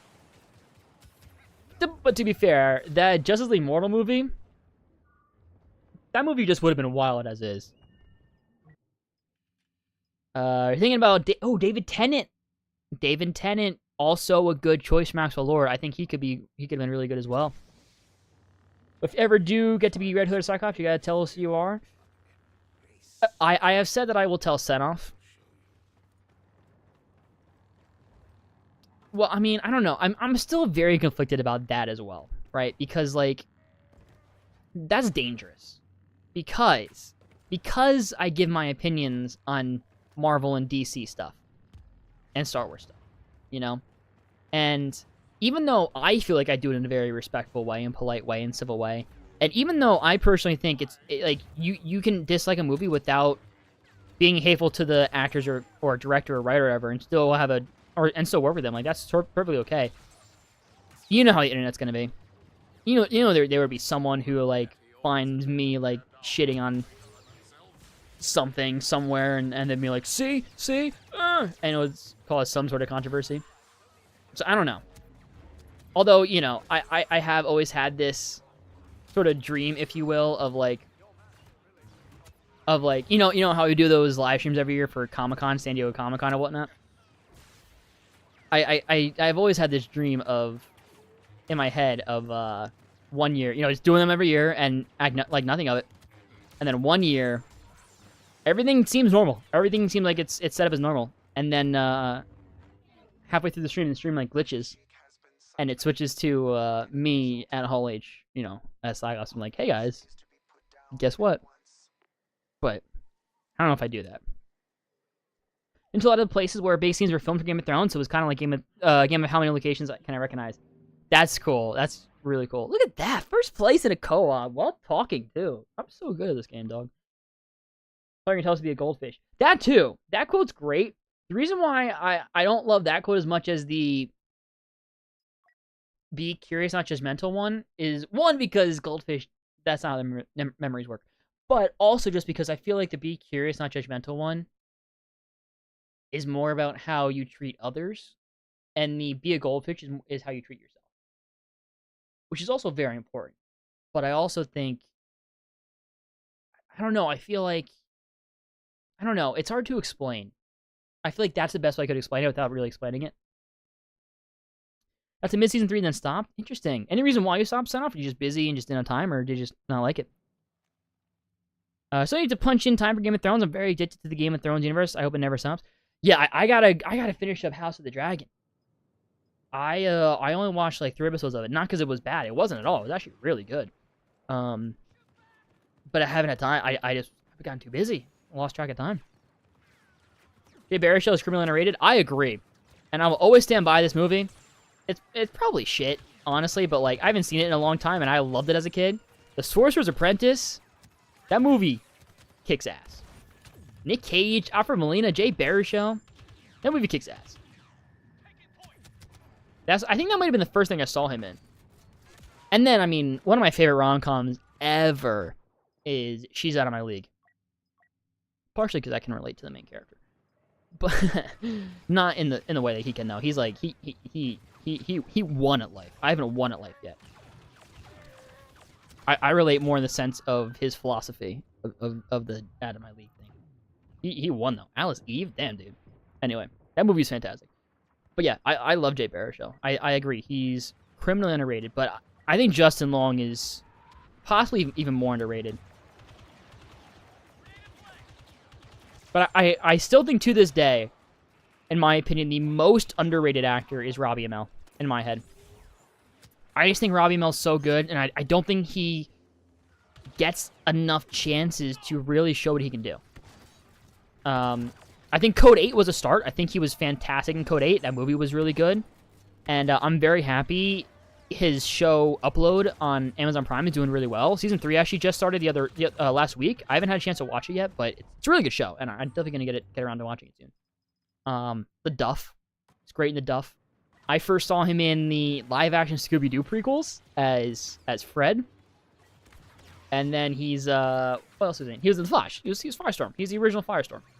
But I think Robbie Amell is criminally underrated, and I will always stand by the fact that I think back when he was around the right age, he would have been the perfect Nightwing. He was always a Nightwing fan cast for me. I mean, now, then Dylan O'Brien, right? I mean, duh. But Robbie Amell, I think, would have been a perfect Nightwing. It's not because I just got so confused and understand the story. Hey, fair enough. I like the same way about Jason Segel. I love the guy. I don't know if you've seen Shrinking. It's written by Bill Lawrence and Brett Goldstein along with Segel. It's so good. I haven't finished yet. I watched the first few episodes. Really liked it. And again, I just got too busy. I've just been so busy. Like, way busier than usual recently. In a good way, you know. It's like, it's not in any bad way, but it's still just like, just different. It's just like, you just grow up. And you don't have time anymore for things. And it sucks. I mean, it doesn't, but it does. You know? I have so many shows on my list. Like, Shrinking's one of them. I really want to watch Shrinking. My word, I would not be that guy who finds clips. No, I know you wouldn't. I know you wouldn't. But you know there's someone out there who would. And I also have enough anxiety and fear that keeps me up at night constantly about the stuff that I, said and the way I acted back in the day when I was younger and naive, like coming back to bite me in the butt, and that becoming public and whatnot, and people like hating me for that. So I figured it's not worth it to have multiple things to be anxious about and nervous about and like lose sleep over. It's okay to just have one thing. What if James Gunn keeps Sasha Kaye Subaru for DCU? I mean, would you accept it, or do you want a more comic book accurate car? As long as it's good, I don't care. I mean, like, would I accept it on it? If it's good, yeah, sure. I didn't think she was all that great in the movie, to be honest. I don't see the hype for her from the movie. But I mean, if he thinks it's the right decision, then yeah, I mean, I trust him. I'm 9 subs. I'm very excited, dude. I hope it gets to 5,000 subs. That's my big goal. I hope we get there. I hope we get there too, man. Best of luck with that. I hope we get to 5,000 one day, man. Like, I recognize your voice. I've heard it for about 5 or 6 years now, so I agree. No, that's definitely gonna happen. I think, where there will be times where people recognize my voice. The only thing I ask is to don't say it publicly until like just bring them to me. Like, and there's certain people who like if they're like, hey, is this you? I'll be like, yeah. Set off is one of them. You're one of them, Cooper. It's gonna happen. I know it's gonna happen. because I know I'm gonna be in one of my dream roles. I just know it. I'm also a big believer right now in like manifesting and shit. Like, don't get me started in that. Like, don't get me started. Like, I'll talk about it for days. Like, I won't. It's just one of my good friends sat me down earlier this year and like really was like, look, dude, like, your self-talk sucks. Like, you gotta change the way you talk to yourself to yourself. Like, the way you see yourself is not how we see you at all. We as like your friends and stuff. And it really opened my eyes. And then certain things with manifesting was like, it was kind of coincidental. So I'm not like, I don't know if I fully buy into it, but like, it's a thing where I'm like, you know what, it won't hurt. Like, if I fully believe I'm going to be either Red Hood, Cyclops, or Revan, or any combination of the three. All three would be great. But I also know that like, when that happens, I know there's going to be a couple people who are like, wait a second. I know that voice. And then someone will come up to me at a convention and be like, hey, can you do me a favor? Can you just say, hello there, my fellow Battlefront fans? And I'll smile. I'll look them in the eye. And I'll go, hello, my fellow Battlefront fans. And they'll be like, oh, it is you. And I'll probably sign that autograph as Dingus. So, like, I am fully aware that eventually I'm gonna have a face reveal whether I like it or not. But I'm gonna try to put that day up as much as I can. But then, I mean, when that does happen, I'm gonna take full advantage of it, because I mean, a study's been proven that in YouTube you're more likely to grow if there's a face behind it that people can relate to. Shadow of My League is amazing early tune as well. Yeah, that movie's so good. I know TJ Miller is problematic now, which sucks, but like, him in that movie, so funny. That movie as a whole is just so good. The whole scene where he's in her room, that's so funny. Kristen Ritter's in it too. Every time I turn on that movie, I'm like, I always forget Kristen Ritter's in it. And then whenever I watch the movie, I'm like, oh my gosh, Kristen Ritter, that's right. That's so cool. Oscar Scorsese's pretty great film. Oh, he's fantastic. I really want to see Killers of the Flower Moon. I'm probably waiting until it's on Apple TV Plus. Not because I don't want to see it in theaters. Like, if there was a director that you want to see all the movies in theaters, like, Scorsese is one of them for sure. So I really want to see it in theaters, but like, this goes back to the time thing. You know, just don't have the time. But I hear it's great. I don't doubt that it's great. I mean, Scorsese, so it's gonna be great. So I really want to watch it. I like jealous people, so I love this quote. The jealous are troublesome to others, but a torment to themselves. Ooh, interesting. I like that quote. I agree. I mean, you know, I find myself falling into some jealous tendencies from time to time. Mainly when it comes to women, unfortunately. I don't have the best luck there as of right now. But whenever I catch myself having those tendencies, I try to take a step back and be like, hey, what are you doing? What are you doing? But I also try not to beat myself up for it, you know, because, like, and remind myself that I am human, so it's going to happen. But as long as you're aware of it and are actively working to, like, hey, maybe let's just move on and think about other things. Baby stuff, you know what I'm saying? What if Tom Hanks plays Lois Lane's father in DCU? Would you buy him as Rachel Brosnahan's dad? Sure. I mean, I'd buy Tom Hanks as anything. As anybody. So I think that would work. I just think that's way too... That role wouldn't... It wouldn't do Tom Hanks justice.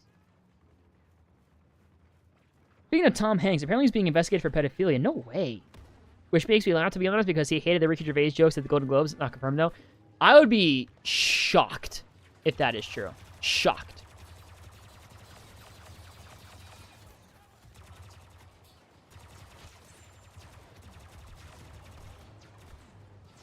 I do find myself, though, speaking of Ricky Gervais, I do find myself, like, probably once every, like, 6 months to a year, watching his final Golden Globes, like, opening monologue.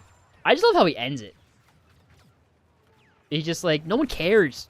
No one cares about you. Like, you're freaking actors. You have no right to speak on anybody's politics or anything, and I fully agree. I think he's just also really funny.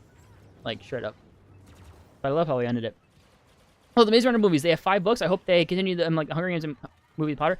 Harry Potter. There's 5 books? I thought there were 4. I knew there was a main 3. Then the prequel. What's the 5th one? I didn't read the prequel. I read the first 3. Not in love with the movies. Don't hate them, but not in love with them. I think they get better each one as they go along, but so do the books.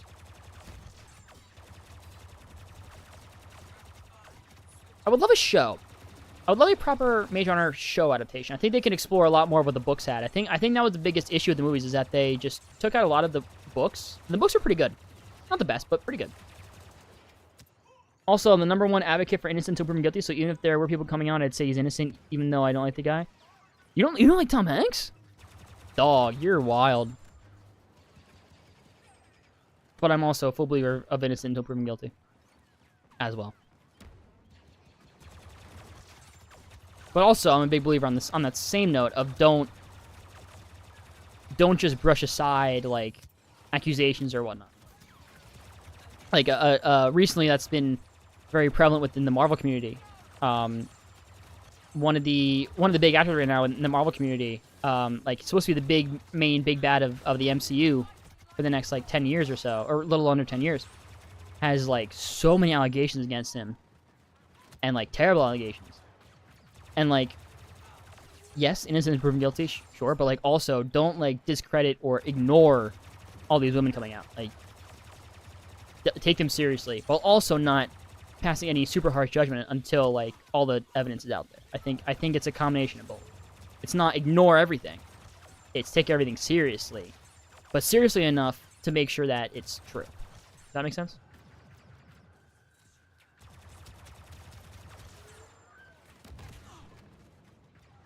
Their sign is Dingo Bringer for you. I got you, bro. I got you.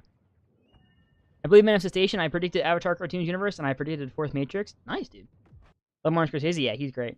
Watched Shutter Island and Wolf of Wall Street for the first time of the day. Oh, I'm jealous. Got to experience those for the first time. Those movies are fan-freaking-tastic, man. Celebrating, he's becoming one of my favorite directors. He was already up there, but damn, he might be 2 or 3 now. Yeah, he there's a reason why he's, you know, some people think he's the best of all time. My personal favorite Scorsese movie is The Departed. I love Wolf of Wall Street so much. Probably my second favorite of the ones I've seen. I haven't seen Goodfellas. I haven't seen Irishman. I haven't seen Raging Bull or Taxi Driver. So, like, most of his most iconic ones I haven't seen. I also haven't seen The Godfather. I know that's Francis Ford Coppola, but still. But out of the ones I have seen, I love The Departed. That's my favorite. Wolf of Wall Street, probably next, and then Shutter Island. But, I mean, they're all, like, top-tier freaking movies. Oh my gosh, are they amazing. And, man, I am so happy he just does not care anymore and just makes DiCaprio the lead in every single one. I love it. He's just like, yeah, screw it.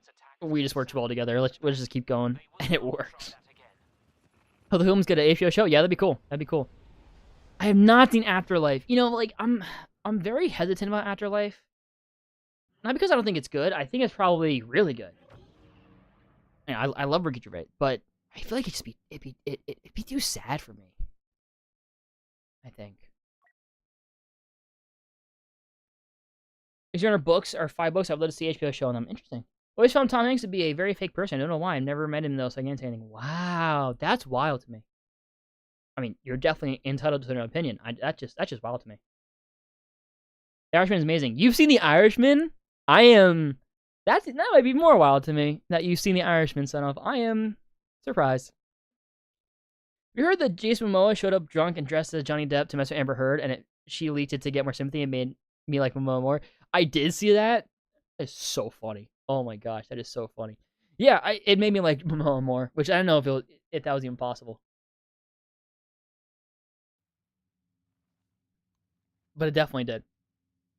Yeah, dude, I have no sympathy for her. None at all. And that's not even me trying to be like a huge like Johnny Depp supporter or stan. I'm just like, no, dude. I had no sympathy for her. Got nothing to do with him. No sympathy for her. Afterlife is sad but hilarious at the same time. I've never seen has so many mixed emotions. Yeah, no, I bet it's done masterfully. I have no doubt it's done masterfully. But yeah, I hate sad movies and shows. There's very few exceptions. Funnily enough, though, the one exception is like one of my favorite miniseries of all time. Might be literally my favorite miniseries ever. Normal People. It's on Hulu. It's an Irish show. Funny enough, it's an Irish show. And man, is it a sad show, but it is also just, I mean, masterful in every way. The writing, the directing, but most importantly, the acting is just so good. And the writing, too. The writing is actually a big thing about that show. Being as good as it is. But the acting is just so good. It is... Oh, like, you cry, like, at least every 3 episodes, if not every episode, with Normal People. But it's so good. It is... It's one of the biggest influences on me. In literally every form of filmmaking. It is one of the biggest influences on me. I will sing that show's praise forever. And because of that show, I haven't seen After Sun. I haven't seen the other one he did that came out. But I will be a Paul Mescal fan forever. Because of that show. He is just on another level. So, yeah. Normal People. It's a romance. It's a romance drama.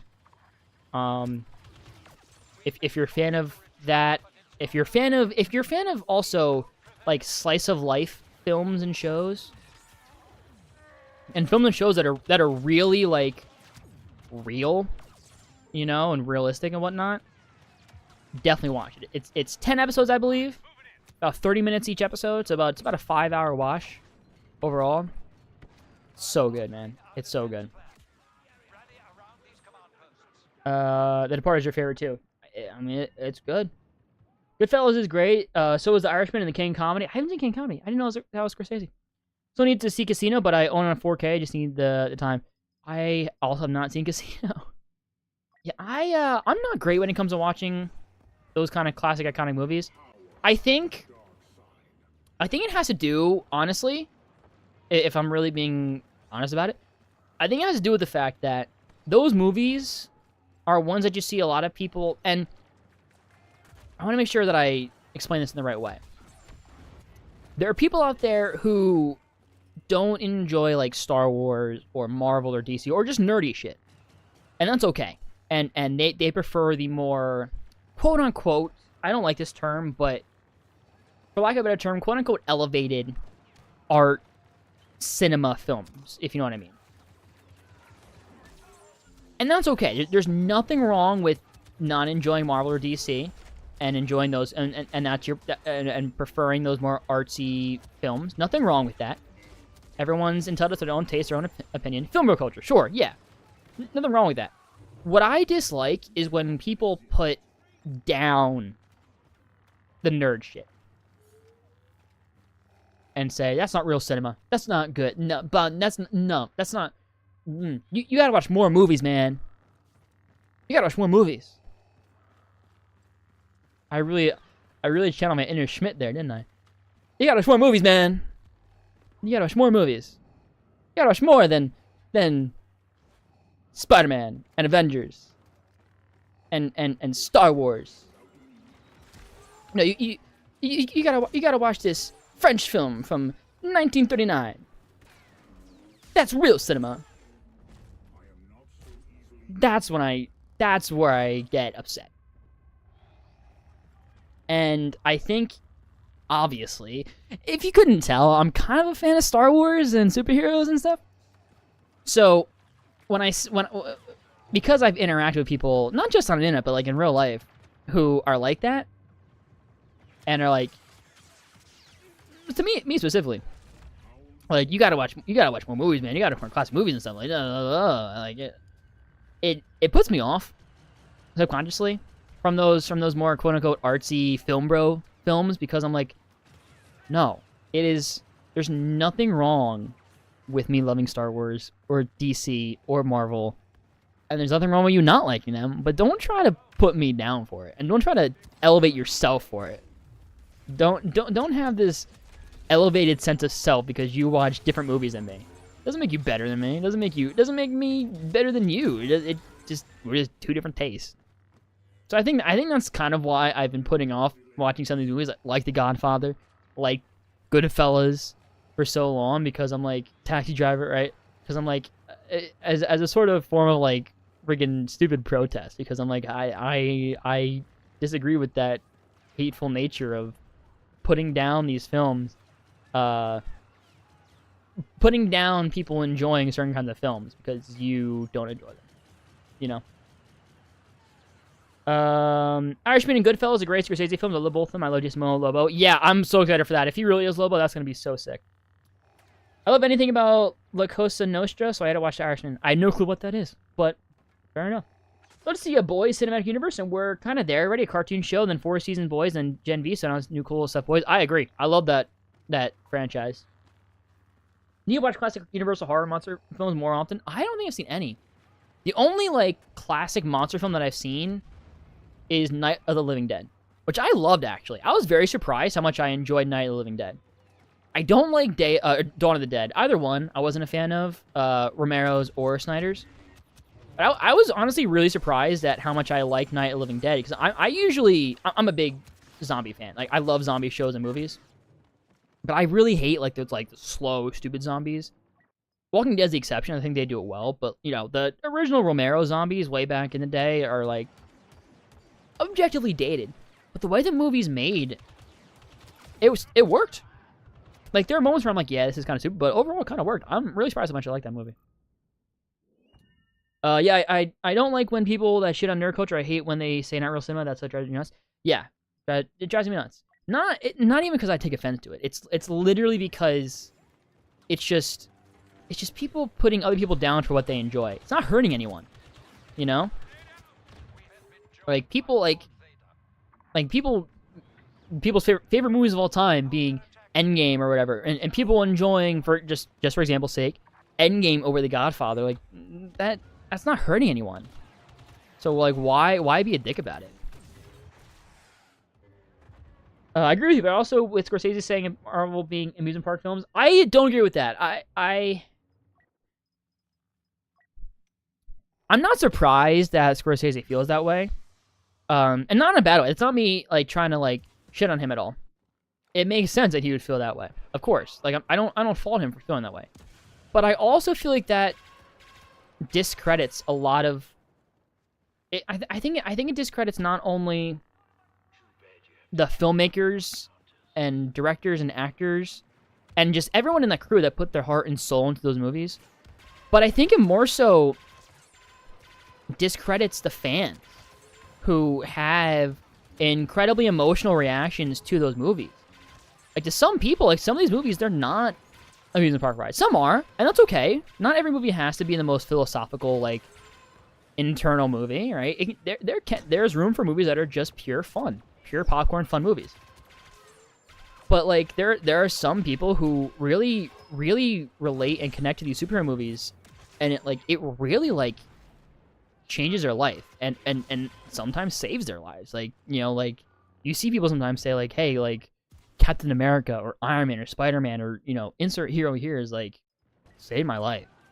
And I think those comments about these movies being amusement park rides or whatnot, I just feel like discredits those experiences in particular and says those experiences, you just went on a roller coaster. You just went on the tilt-a-whirl, the carousel. You know, you didn't take a nice leisurely, you know, walk in Paris. You didn't have the creme de la creme of food and fancy shit. No, you went to a local amusement park with the wooden roller coaster and whatnot. Does that make sense? I hope that made sense.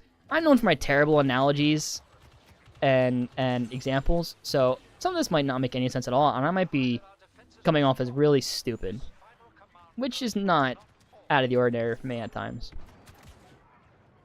Those monster films are great. Bet they are. I'm also just not a monster film guy, I found. I'm not a slasher film guy, and I'm not a monster film guy. That's okay. But they're just not for me. Basically neither of those, because I like Star Wars. But not really a fan of Marvel DC, and I also don't like a lot of movies other people absolutely love. Hey, fair enough, man. Not for everybody. No big deal. Nerdy stuff from nerd horror. Yeah, I'm definitely getting into horror more than I used to. That's for sure. I used to be a big wimp when it came to horror. Anything horror, I used to be a big wimp on. I'm definitely more into it now. But yeah, slashers just don't do it for me. I think it's just because I really don't get connected to those characters at all. Like Scream movies, not for me. The 2018 Halloween, that's really good. I'll give it that. That one's really good, and the original Nightmare on Elm Street's really good. But I watched X recently, wasn't a fan. OG Friday 13th, not for me. The other Halloweens is not for me. And that's okay. That's okay. No big deal. Akasa Nostra is basically the American version of the Mafia. Oh, I got you. You should watch The Sopranos, then. I haven't seen The Sopranos, but it's pretty much about that. And, you know, a lot of people say it's one of the greatest shows of all time. Love slow and fast zombies. Yeah, I think both definitely have their merits. I mean, like I said, I think Walking Dead did the slow zombies really well. But then fast zombies have always been more scary to me. Scariest zombie movie I've seen, Train to Busan. Man, that movie, it's the best zombie movie I've seen. But those zombies are terrifying. I think it's a combination of fast, but also such an enclosed, claustrophobic space. That movie is really good. I highly recommend Train to Busan. Excuse me. Oh, also, this might bring down your guys' opinion of me if it haven't been brought down already. I watched my first anime. Demon Slayer. I'm not a weeb. I'm not watching a lot of anime. And I say that as a joke. Like, I tease my friends for watching anime, and I call them weebs and whatnot. Like, I really don't care. Like, if they're enjoying it, they enjoy it. Like I said, it doesn't hurt anybody. You know, if they love it, they have a good time. If that's what they connect to, that's great. Like, I just tease them. It's all in a loving way. I'll tell you what, though. I definitely was apprehensive to anime, and it's still not my favorite style. Excuse me, of filmmaking. But Demon Slayer is so good. Demon Slayer is so good. Animation, especially in the later two seasons, is beautiful. I think the performances, I watched subbed. I fundamentally disagree with watching dubbed foreign movies and shows. So I watched subbed. Performances I thought were really good. But yeah, it's just the story and the characters and the action. So good. I do highly recommend Demon Slayer. Mafia is only in Italy, contrary to 99% of people's beliefs. Really? I don't know.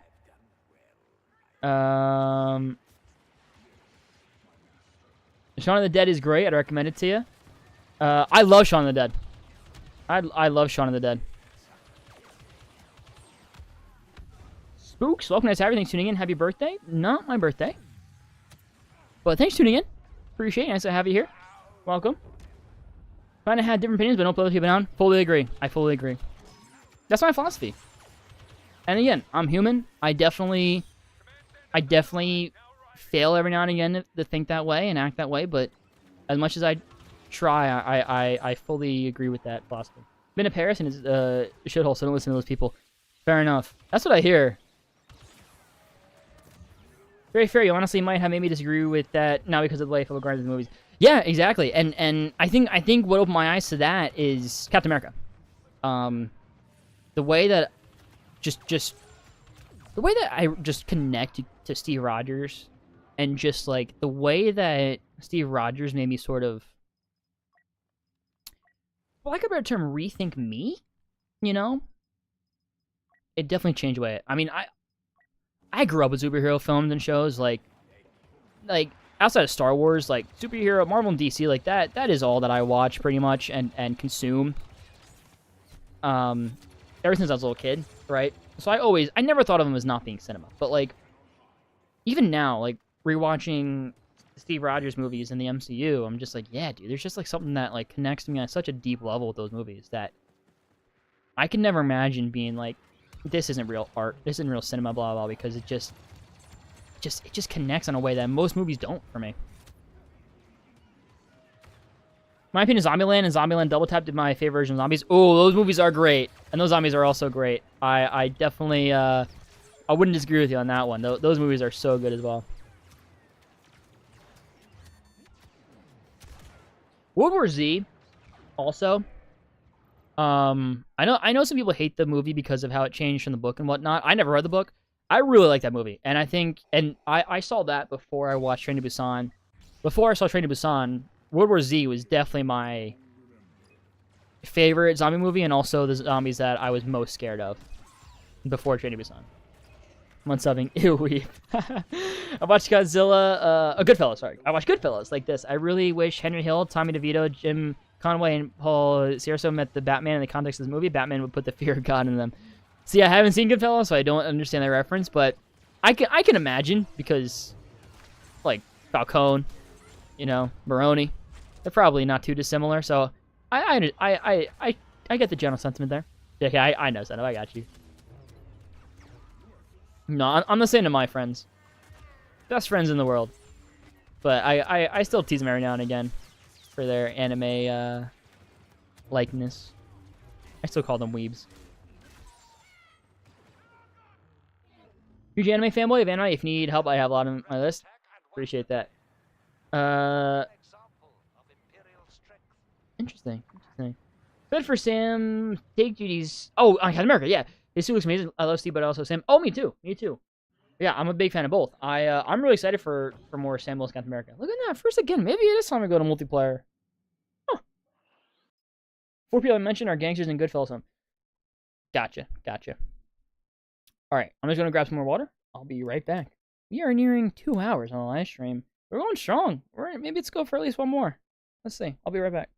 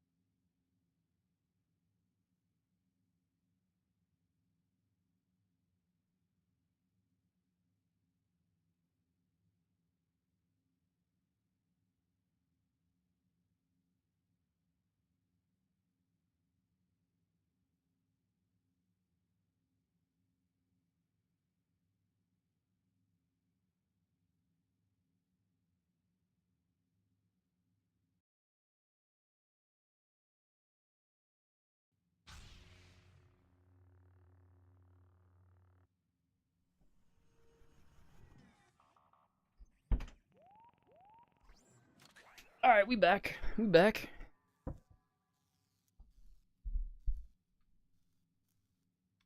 don't think. What else have I played or watched since the last time I streamed? I think that's pretty much everything. For the hell of it. I want Supremacy. Those games take forever. Let's just get a Galactic Assault game going. I'm gonna be terrible, so I apologize in advance.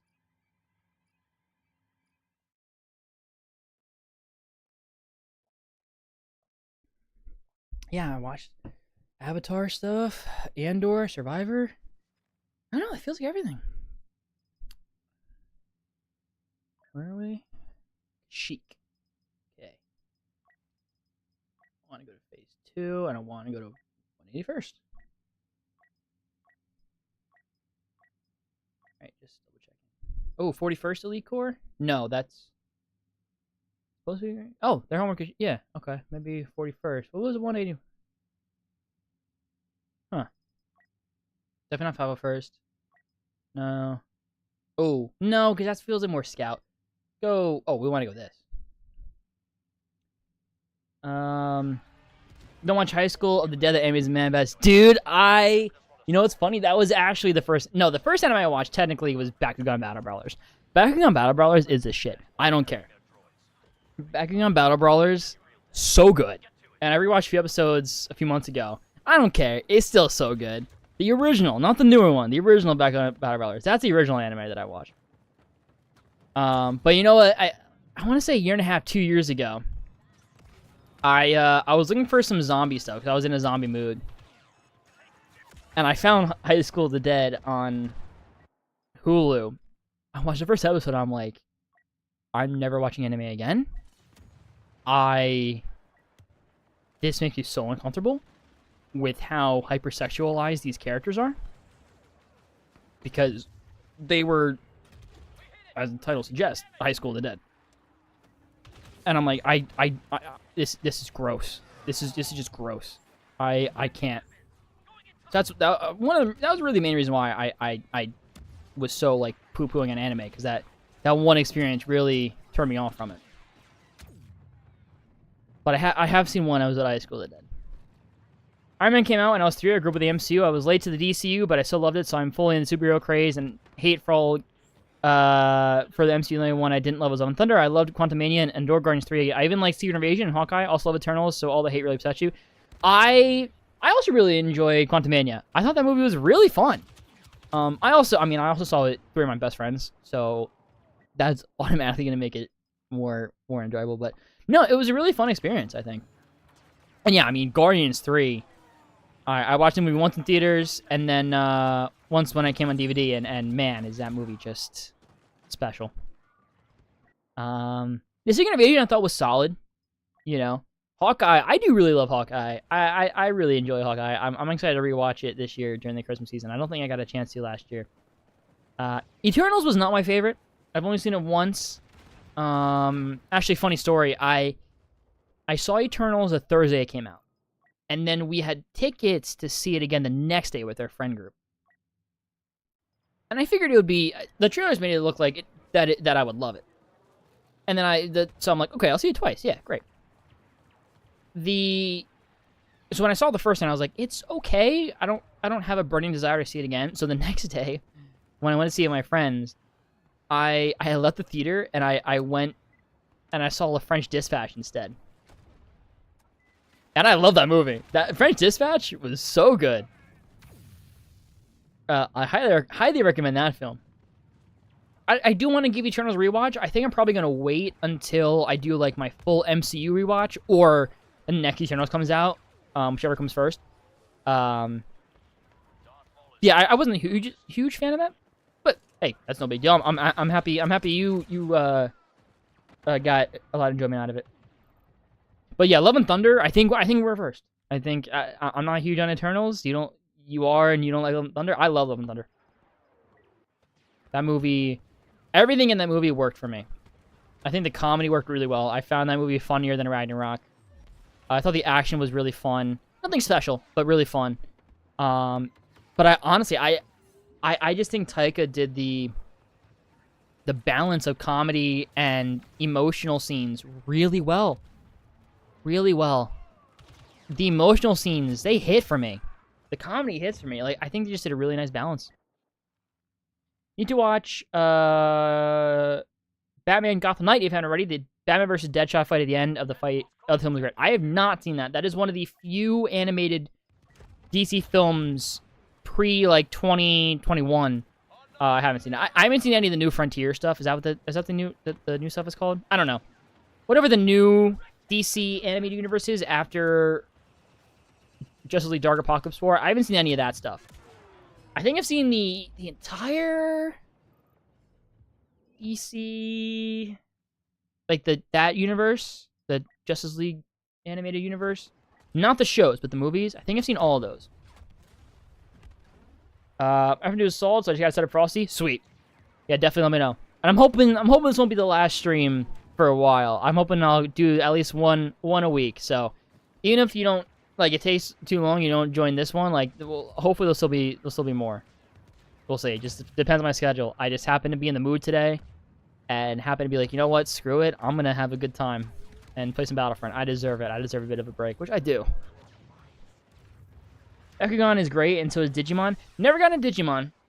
Yeah, Bakugan was the only, like, Mon thing that I, like, got into. I was never a Pokemon guy, never Digimon guy, never Beyblade guy, or a Yu-Gi-Oh guy. I was Bakugan, just Bakugan, but I love Bakugan.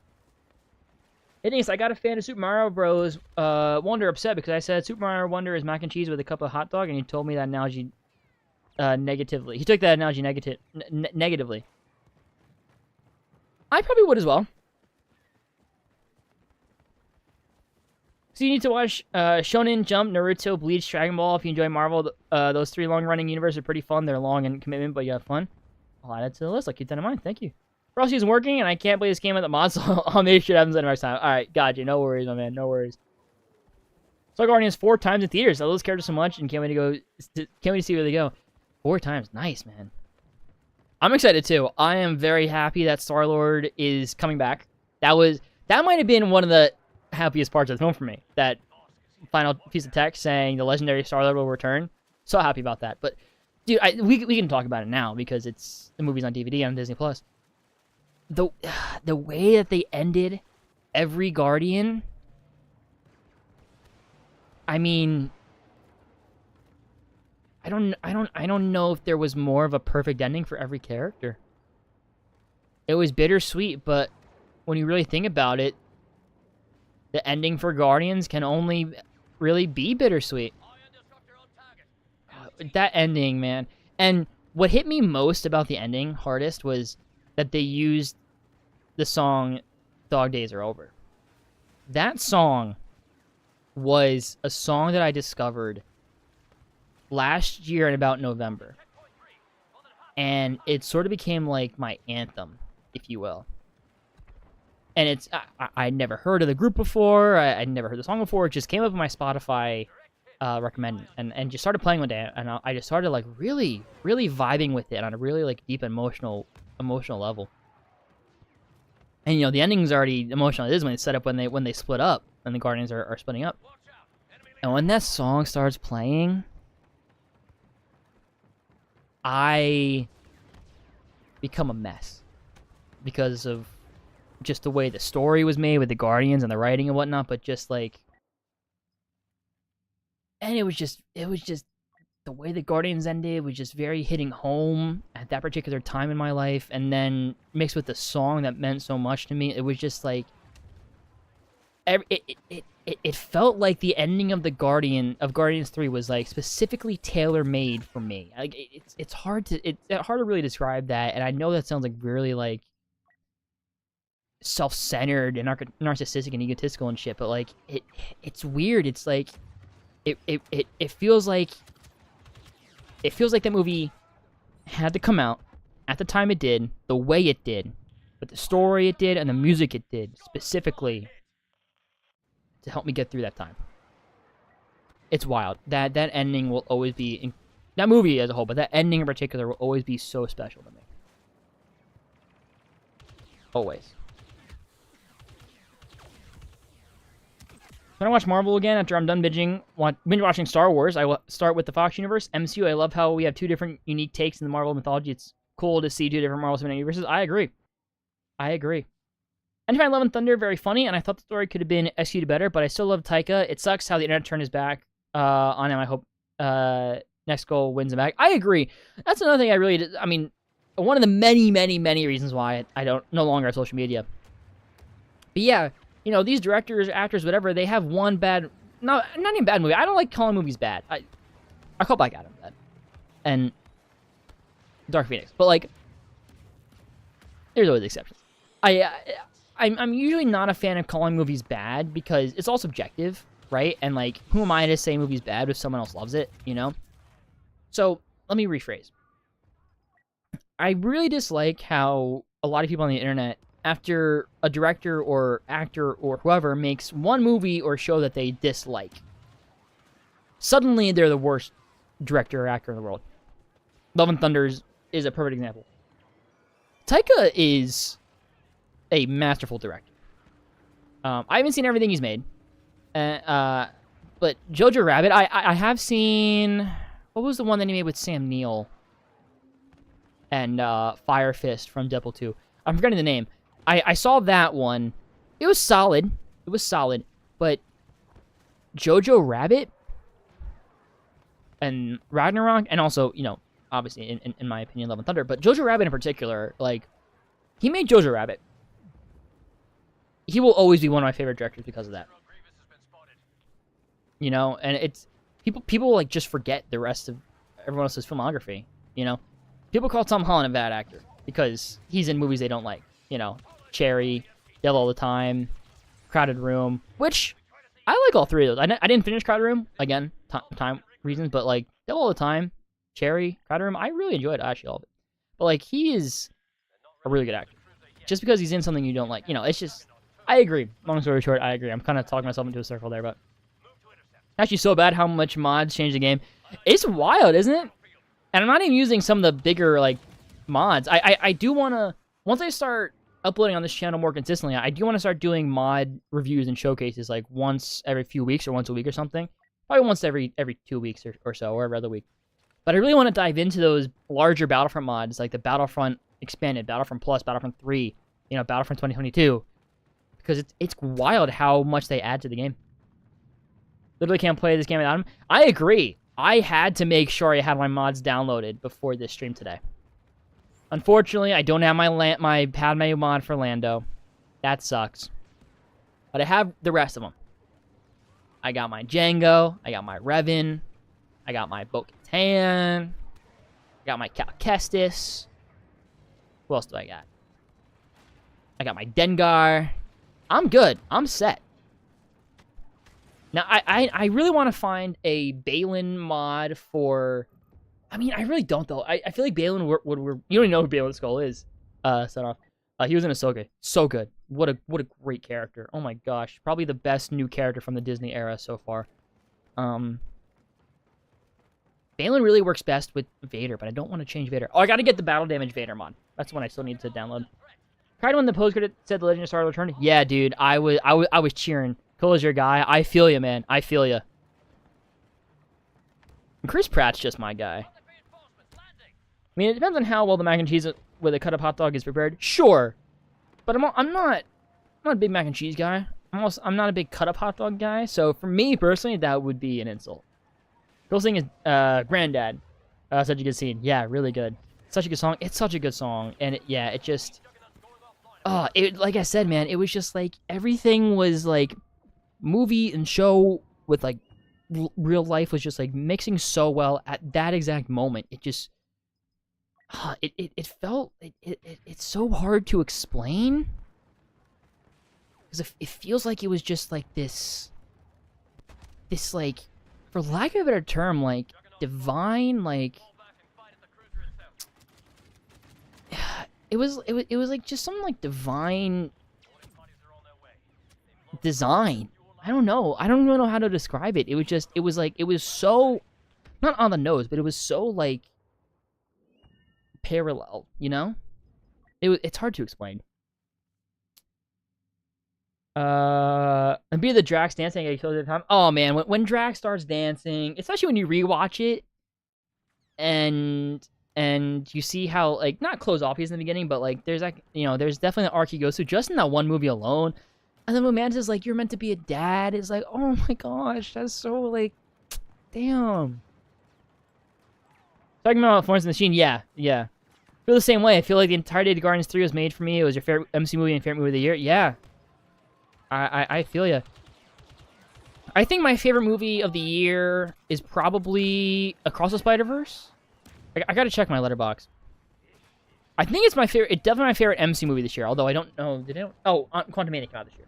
But no, it's definitely my favorite MCU movie of recent memory. Like since No Way Home. Yeah, yeah. Sun for the Little People. It was good. Not my favorite movie ever of his, but solid movie. I really want to watch What We Do in the Shadows. That's like the one that like what jumps out his career, right? And I hear nothing but great things about that movie. And I think it's also mockumentary style. I'm a huge sucker for mockumentary style stuff. Huge sucker for mockumentary. So I definitely want to watch that movie. And then yeah, his next one. Isn't Michael Fassbender in that? He's also in the next David Fincher movie, isn't he? Beautiful. Huge Fassbender fan. Antonio Fuqua should do a flash film under a gun and have a new actor, Dylan O'Brien. Dylan O'Brien, he is a popular Nightwing fan cast, and he'd be great. But yeah, I like him as Flash as well. I really like the idea of Dylan O'Brien as Barry Allen. I love the Tom Holland clip of him exposing American food for not being American. Yeah, yeah. I mean, in some ways, Joel Schumacher's career never quite recovered after Batman and Robin, and it wasn't fair, but he apologized for it, and the studio still gave him work until he passed away. Yeah, no, you're totally right. You're totally right. That one film really just tarnished a lot of his legacy, unfortunately. Also, Tom Holland not drinking alcohol anymore. Yeah, man. Good on him. Look, I do drink. I not a lot, not every day, only on special occasions with friends and whatnot, or if I'm, you know, watching a sports game, right? Like it's nothing intense, thankfully. But no, I mean, I know people who had insane alcohol addictions who are alcohol addicts, and luckily got help and whatnot. But like, I know, not firsthand, but from stories from them of how bad it could be and whatnot. So no, big props to him, man, for recognizing that and taking charge and taking action. Good on him. Very, very, very happy for him.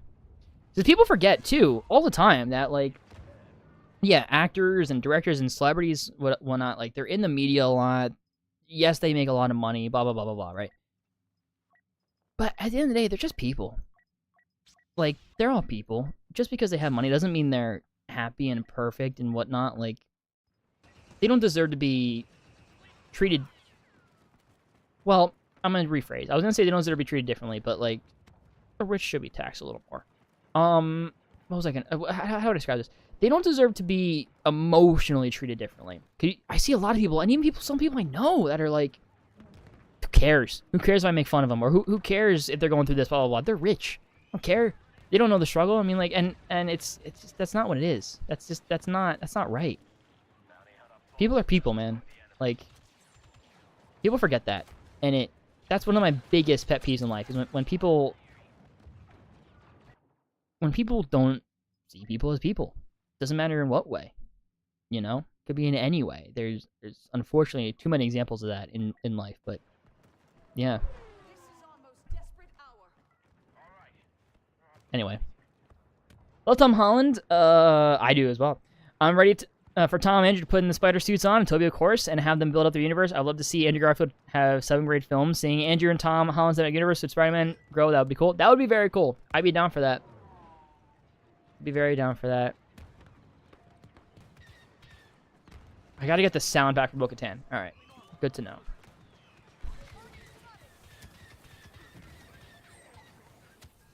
And I gotta get the one that has her blaster for the E11. Don't like seeing Bo-Katan with an E11. That doesn't feel right. Oh, the E11 shreds, dude. Oh, there might not be anything more satisfying in video games than just shredding with Leia's E11 in this game.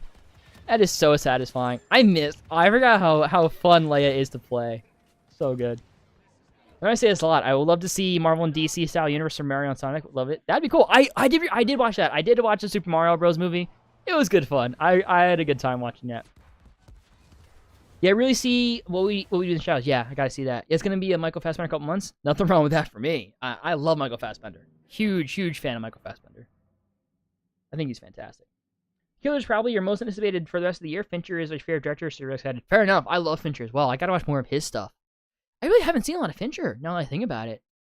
Fight Club, obviously. Love Fight Club. Mindhunter, so good. Something else I watched that was definitely Fincher. Oh, I mean, Social Network. But I haven't seen Gone Girl. I haven't seen Seven, right? That's Fincher, I think. Still some stuff I gotta see. But yeah, I purposely haven't watched the trailer for The Killer because I'm just so hyped for it. Like, I want to make sure I want to go in as blind as possible. Never drink alcohol, never smoked, never done drugs, and the one I'm most proud of is never vaped. And I plan on keeping all those away for the rest of life. Hey, fair enough, man. Yeah, I'm definitely against the vapes and the drugs for sure. For sure.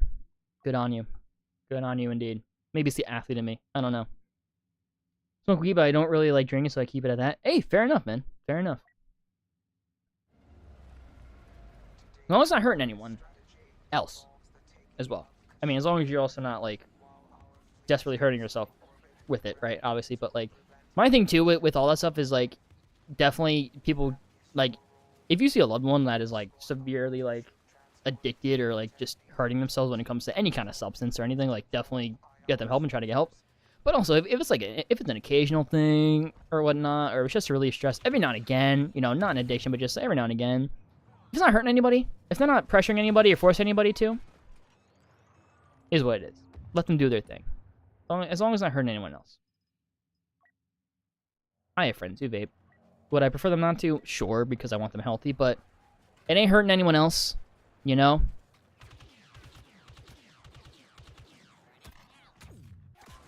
I mean, Tim Burton never had to apologize for Batman Returns, even though Batman Returns is just a Tim Burton movie. Batman Returns slaps, dude. Those movies are so good. I rewatched them fairly recently, earlier this year, 1989, and Batman Returns, and those movies are so damn good. So excited for the Amazon multiple universe. They had the Spider-Verse. They bought Tomb Raider for $600 million. They're doing a universe like Marvel Interconnected, which if you hope film grants. Yeah, I hope that's really good too. That sounds really exciting. The tax of rich is a weird one for you because I get it, but I also don't think you should be punished for working harder than everyone else and running jobs for everyone. Sure. But I also think there should be a limit to... I don't want to say there should be a limit to how much money someone should have, but like... There should definitely be a limit for like, hey, if you have this much money where you're never ever going to be able to spend all of it in your lifetime, maybe let's help people who don't even have homes. Let's help the sick. Let's help the needy a little bit. Let's not just keep the billions and trillions of dollars that you will never ever need. Let's help people. But I also get what you're saying. I think there's a good middle ground with that send-off. I understand that viewpoint for sure. Social Network is my all-time favorite movie. Really? Interesting. Not a bad choice. Chris Pratt has a great agent, like damn Marvel giant contract plus his trilogy Jurassic World money hit, and then Mario and Garfield, and then maybe Jackster. He's killing it movie for him. Oh, he is. He really is. Good on him too. I mean, he's like a really good guy. He's a fun actor. You know, I'm in. Most rich people don't really have that much money. It's all assets. Fair. And at this point in the conversation, I'm not afraid to admit it and be open. I'm not educated enough to honestly add to the conversation. I think that's something too that people shouldn't be ashamed of admitting more often. That like, hey, I'm just not educated enough to give my opinion on this. I don't know. It's okay to not know. You make yourself look more like a fool if you try to... on most things, if you try to BS, you know, yourself into whatever. Now, to be fair, I am also quite a good BSer. Mostly when it comes to school presentations. I can BS that shit all day.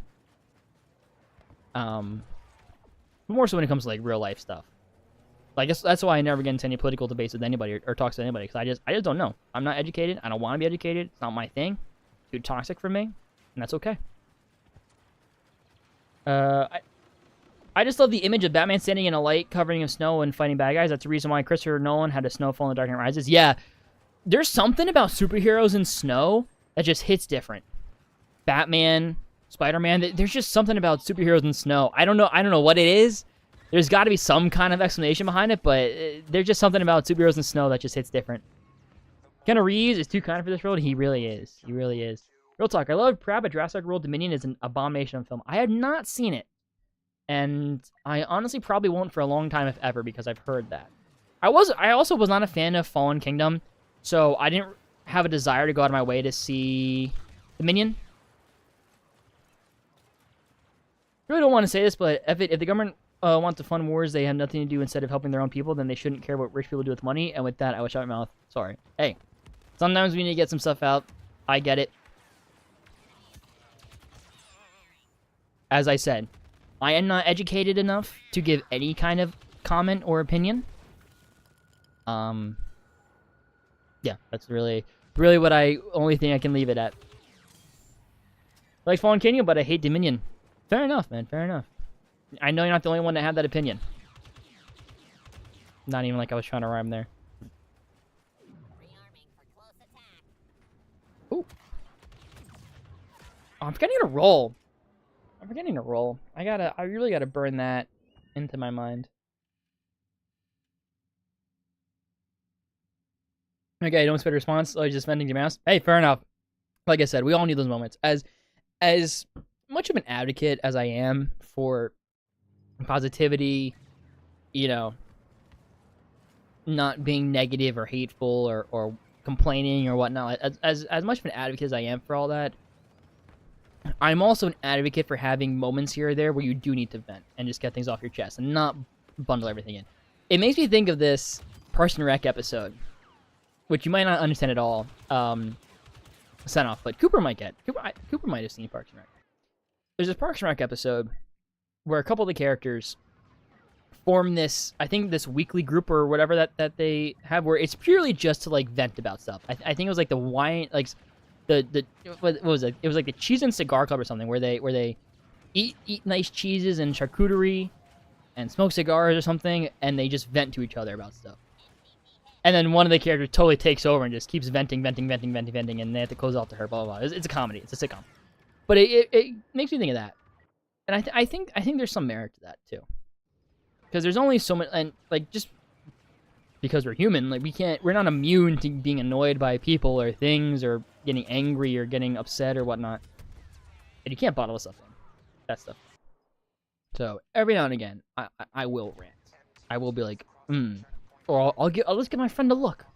Sometimes that's all it takes. You give your friend a look. They know what you mean. You know what they mean. And that's enough. James Gunn will be my favorite director if he ends Superman Legacy with Kal-El flying off into the snowy winter sky. That'd be cool. He gets strong enough for Slashy. You don't have to watch it, but you want to watch Hostel. It's Eli Roth. I love him. He is in a few Tarantino movies as an actor, but he directs one hell of a horror film. It's not that I'm queasy when it comes to slashers. It's just not. I don't enjoy the films. I don't get like whatever you want to call when it comes to gore and whatnot. I really don't get like that. Or when it comes to anything, like I'm not. Prude is not the right word. I'm not squeamish. That might be the right word? Squeamish. I'm not really squeamish when it comes to a lot of things in the movies with like gore or nudity or vulgarity or whatnot. So it's not that with slashers. It's just, I don't know. It's just I just don't connect to them. I just don't find them that enjoyable. But Hostel, I have not heard of that. I will have to add it to the list. Thank you for the recommendation.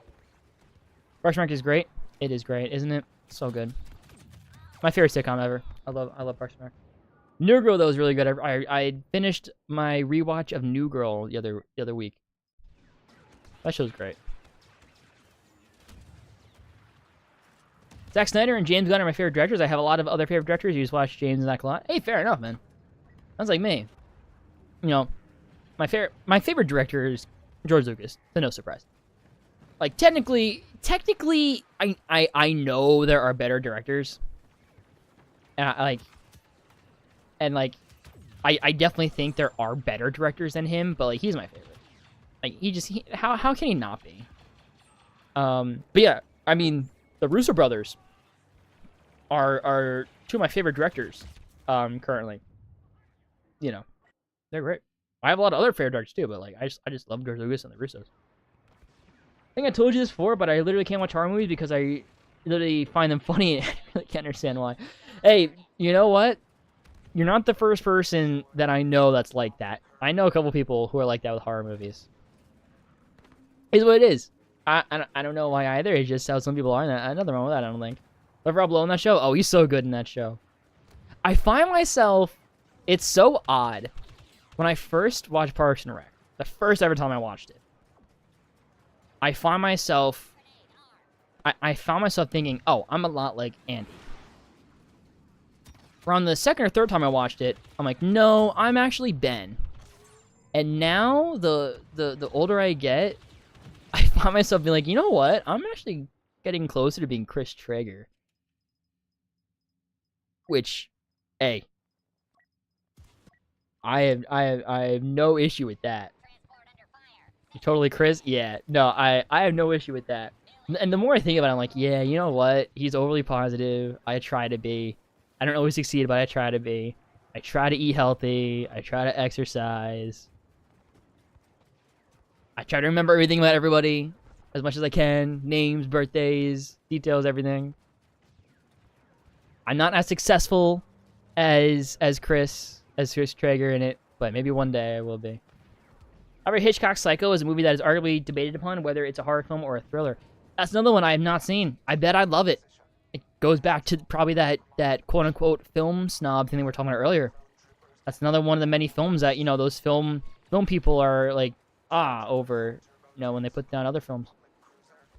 Pops is a lot like Ron. I love it. Love Ron Swanson. Favorite character in the show. Ron Swanson, Ron, Andy, and Ben are probably, in that order, my 3 favorite characters. I mean, they're all great.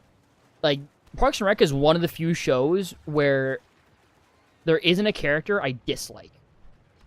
Which is rare. Especially with a show with that many characters. But they somehow pull it off. Yeah, I think those are my 3 favorite. Ron, how can Ron Swanson not be your favorite? I mean, I know he can be, like, subjectively, I get it. But, like, Ron Swanson's so great. He's so quotable. I quote Ron Swanson probably on a daily basis. Probably most like Ben. That's not a bad thing at all.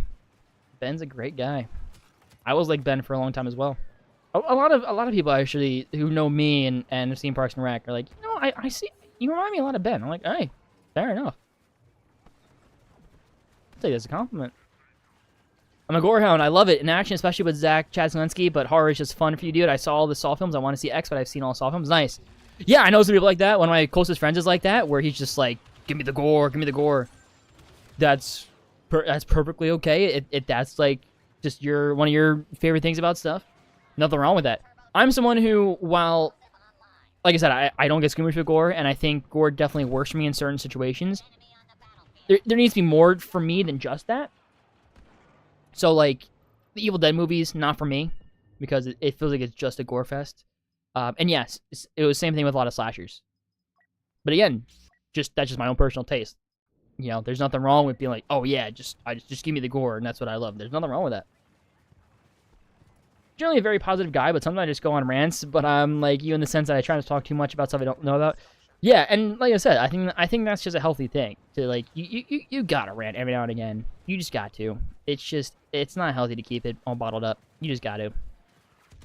But then you know, can't overdo it. Also, then you just turn into a dick, and you start complaining about everything, and then you turn miserable, which makes other people miserable. It's just this never-ending cycle.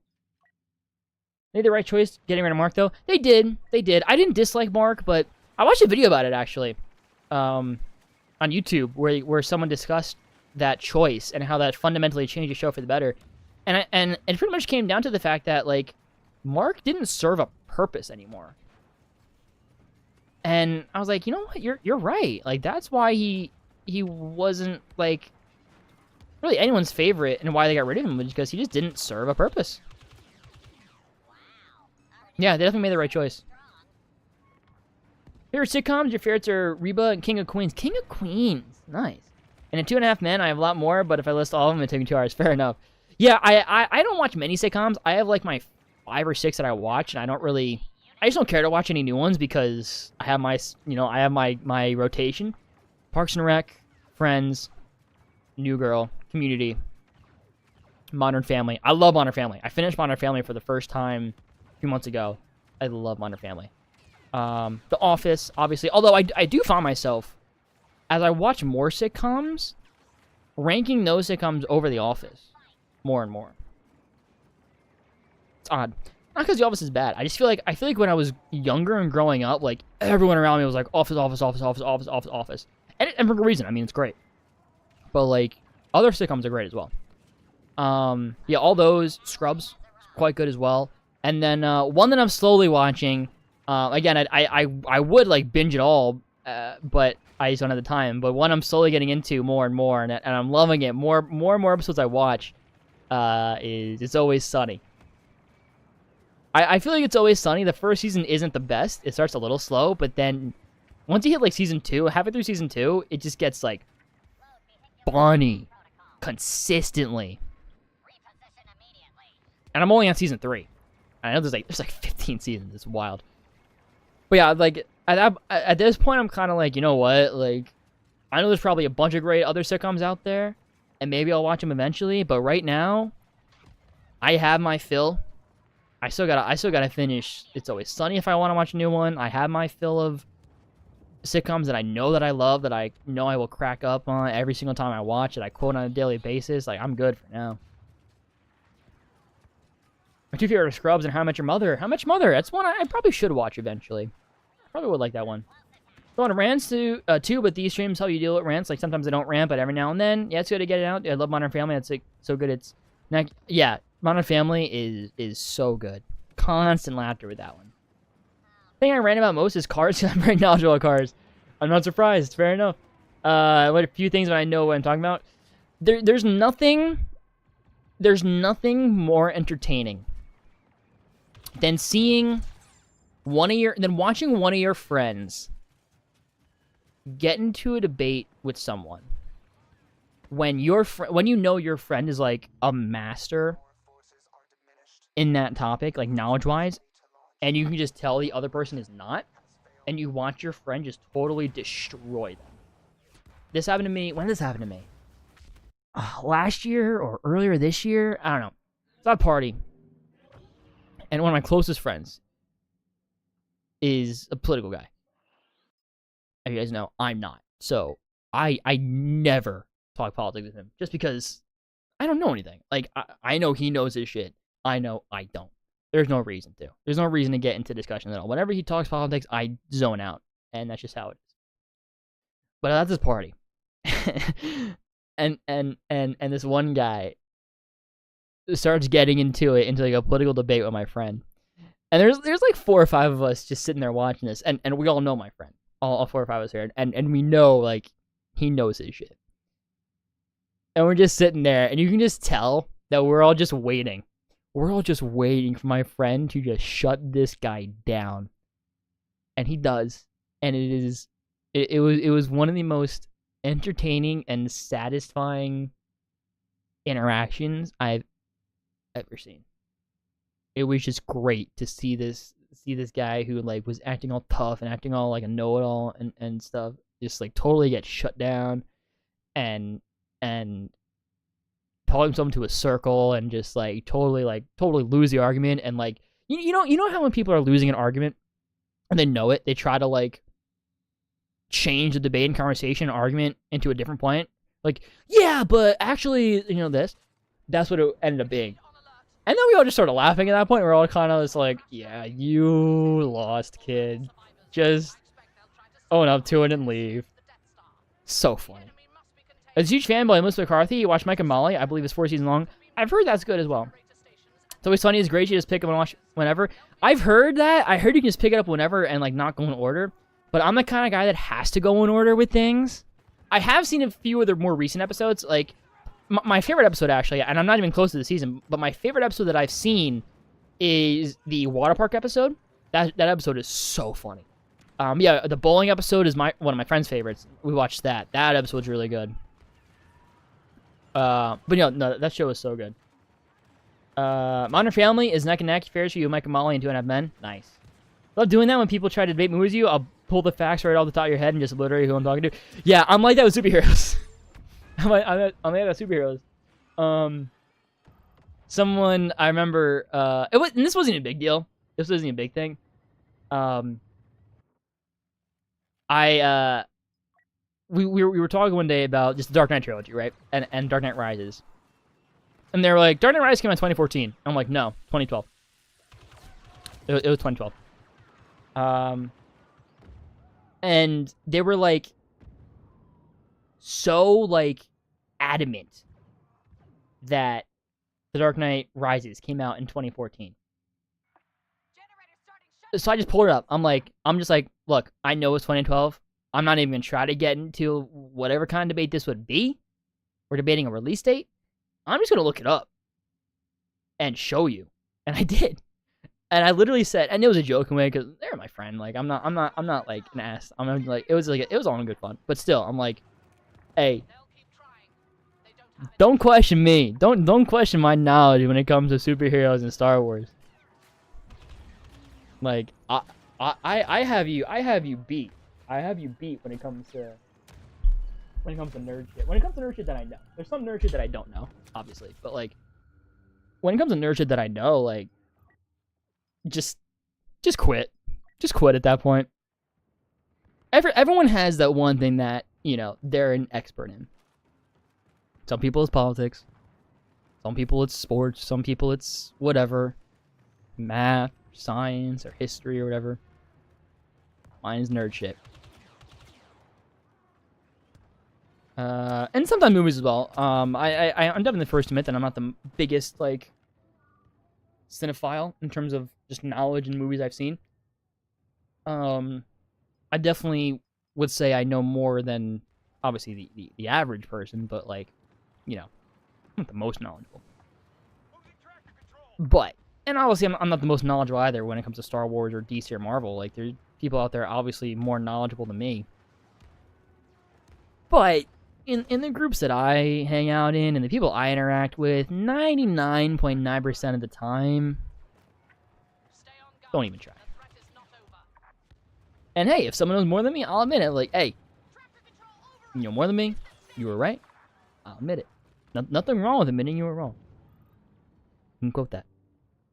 And try to back out of it. Exactly. Glimmer Girls is one of your favorites as well. See, I was gonna say I don't get that. I guess I just don't know what Glimmer Girls is.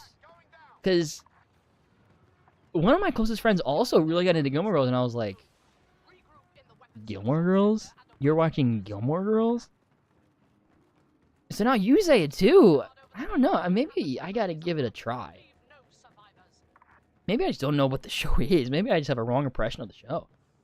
Really, Dingus, I don't agree with the film art styles, but I was just psychoanalyzing them. Yeah, no worries. I got you. No worries. I didn't think you. I think you did it all. Watch Reba. This list as well. Thank you for the suggestion or recommendation. Doom Soldier and Guardians came out in 2014. I don't know if there was a DC movie that year.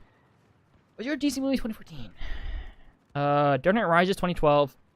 Man of Steel 2013. I don't think so, because no, Green Lantern is 2011.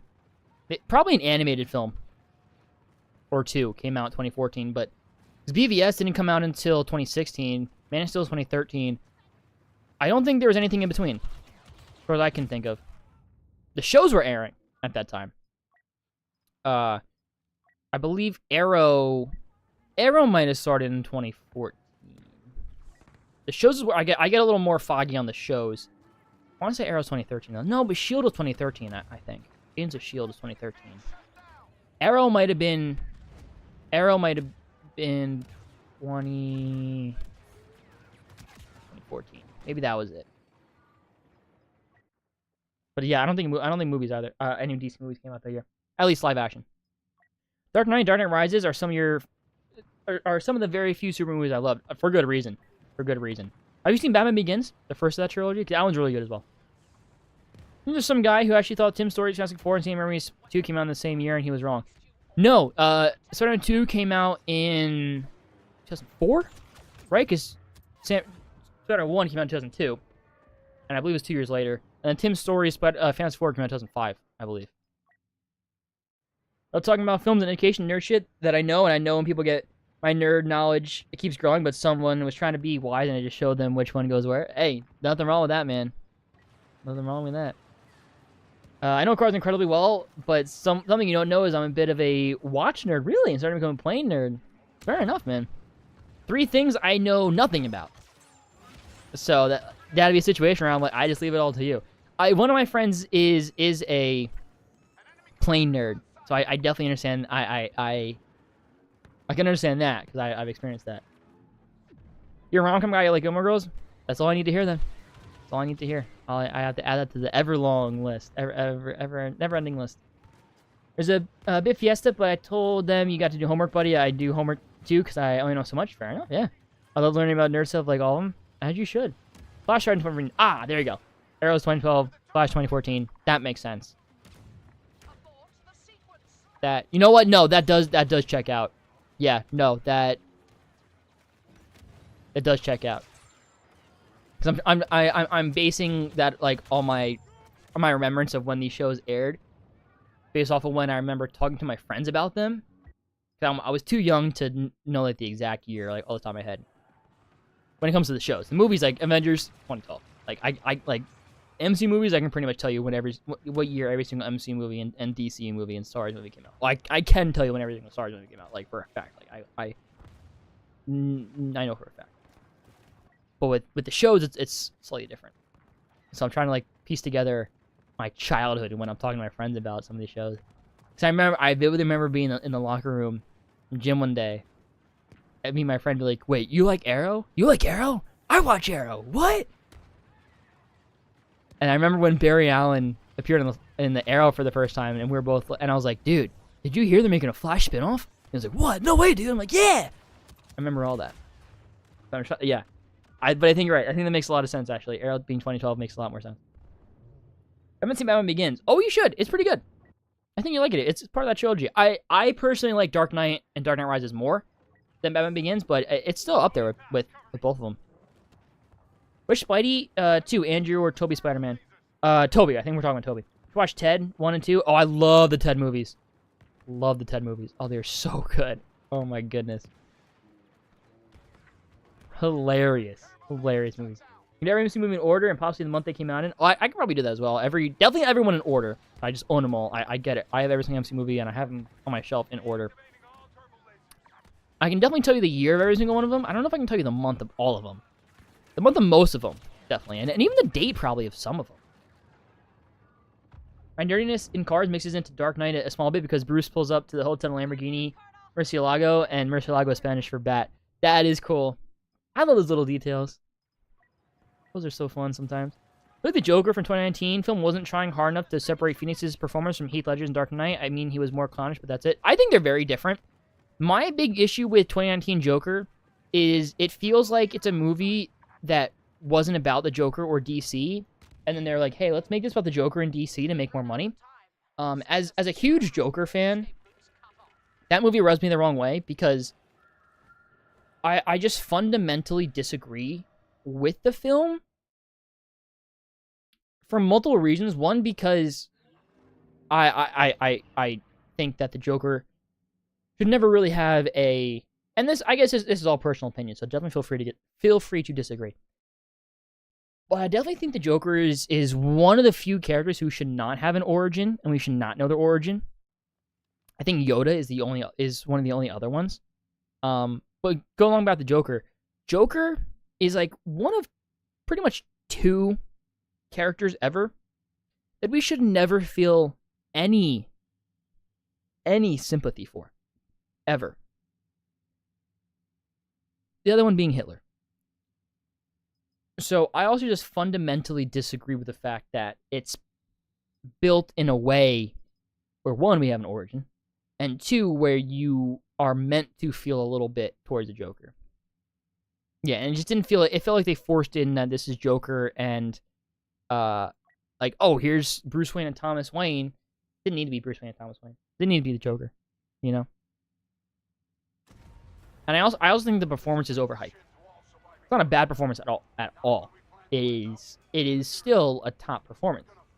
I might be a bit biased because he won the Oscar that year for best actor over Adam Driver in Marriage Story. Marriage Story is one of my favorite movies of all time, and I think Adam Driver's performance in the movie might be the single best performance I've ever seen. And I personally felt like everyone in that category that year could have done Joker either as good or better than Joaquin Phoenix. And that's how I try to sort of judge to see if, like, who I think deserves whatever. But I don't think anyone else could have done that Marriage Story character as good as Adam Driver. If that makes sense. So I may be a little bit biased against Joker because of that as well. But yeah, just not a film for me. That's okay. But it's just not for me. As a huge Joker fan, just not for me. I love Greg Berlanti. I love when Ted references Flash Gordon. Yeah, that was really cool. Hot take. I prefer Dark Knight Rises to Dark Knight. Interesting take. I might not disagree with you. I love the Dark Knight a lot, but I do think it's a little overhyped. I do think people look back on the Dark Knight with slight rose-tinted glasses. Again, I know it's all subjective, so I'm not saying that as a fact. And, like, if that's your favorite movie, super movie of all time, like, good on you. Like, not trying to put you down or anything for that. I know that I definitely like the Batman the most. The Batman is definitely my favorite Batman movie. So I've seen the Batman maybe 5 times. I love the Batman. And I rewatched The Dark Knight, or I think half of The Dark Knight. I don't remember. Either all of it or half of it. A little bit after Batman came out. And I remember being like, this is really good. But it's not the Batman. I haven't seen Dark Knight Rises, though, since. But I remember loving Dark Knight Rises. Specifically, oh, dude. There's the 2 scenes of Dark Knight Rises are 2 of my favorite comic book movie scenes ever. The ending. I think Christian Bale's Bruce Wayne's ending is one of the most perfect, if not the most perfect ending for any live-action superhero ever. Like, possibly, in my opinion, more perfect than Iron Man and Logan. The only one that I probably think is more perfect is Steve Rogers' Captain America. Christian Bale's Batman's ending is just perfection. I never want him to come back as Batman because I don't even want them to risk the slight risk of tainting and ruining that ending because it's just so good. And the other scene that I absolutely adore in that movie is when he climbs out of the pit and everyone's chanting. Oh, what a scene! That scene just makes you want to go out and just like climb shit. Like after you watch that scene, you feel invincible after that scene. That's the one that I said earlier. I never saw Batman as a character that's relatable. That was the one scene and storyline where I saw Batman as relatable. Seeing this man be broken, but just through sheer will, like, build himself back up and climb out of this pit with no rope. Damn, that is Batman.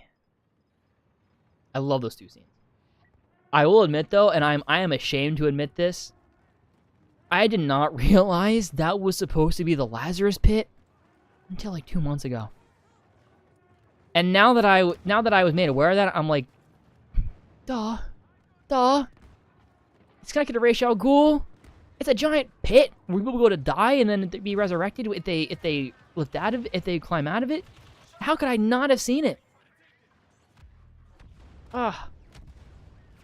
But now that I know it's Lazarus Pit, I think that's so cool. I mean, I do prefer more comic booky shit. Like, I love how the Batman is a little more comic booky than the Dark Knight trilogy, and the Dark Knight trilogy is, in my opinion, a little too realistic for its own good. But like, I gotta say, that being the quote unquote realistic Lazarus Pit, genius. Someone who knows nothing about DC agree with that, Dingo. Thank you. Are you a fan of the Toxic Avenger? I have been interested in doing a deep dive in him and Flash Gordon. I know nothing about it. I know they're doing a new movie with Elijah Wood, but I know nothing about the Toxic Avenger. I love the Dark Knight trilogy. Matt Reeves, I love that film. That movie's so good. Oh my goodness, I love the Batman. I was thinking about that movie so much today, actually, because Something in the Way is in my playlist. It played today, this morning. I'm like, it always gets me like in the Batman mood, and then I realized, oh shit, that's a Halloween film. Halloween's right around the corner. I should watch that. The best Halloween film. I love Ledger, but I don't think The Dark Knight would be looked upon as fondly if he hadn't died. Interesting take. I don't know if I agree or disagree with that. I don't know. I definitely see your point, and I definitely see where you're coming from on that. But I also don't know if I fully agree with it. So I'll just say I respect your opinion, and I don't have an opinion on that. After that scene, it makes you want to fight a tree. Seriously, dude. Like, seriously. After watching that scene where he climbs out of the pit, you feel invincible. Like, you feel like you can just go punch through a tree and knock it down and lift it with your bare hands. I know you like comedy, so what are your thoughts on the one and only Theo Von?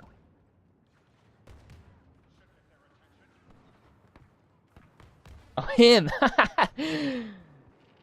I'll tell you what, I definitely had not seen a lot of him, but every now and then, some like YouTube shorts of his will come my recommended in YouTube shorts, and like some of the things that he says, I'm like, okay, that is okay. I don't agree with whatever, but then some things he says are pretty funny. I'll admit.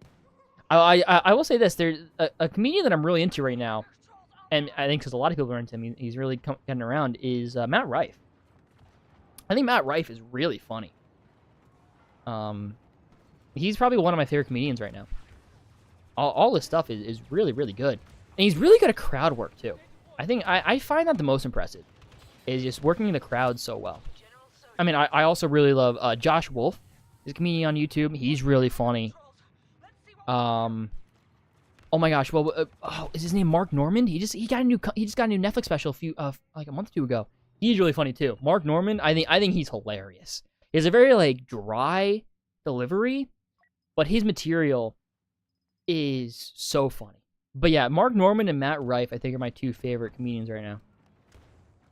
But we get Endless Matt Reeves DC film Batman. I agree. RDJ's performance is what made 2008 Iron Man work. Do you agree?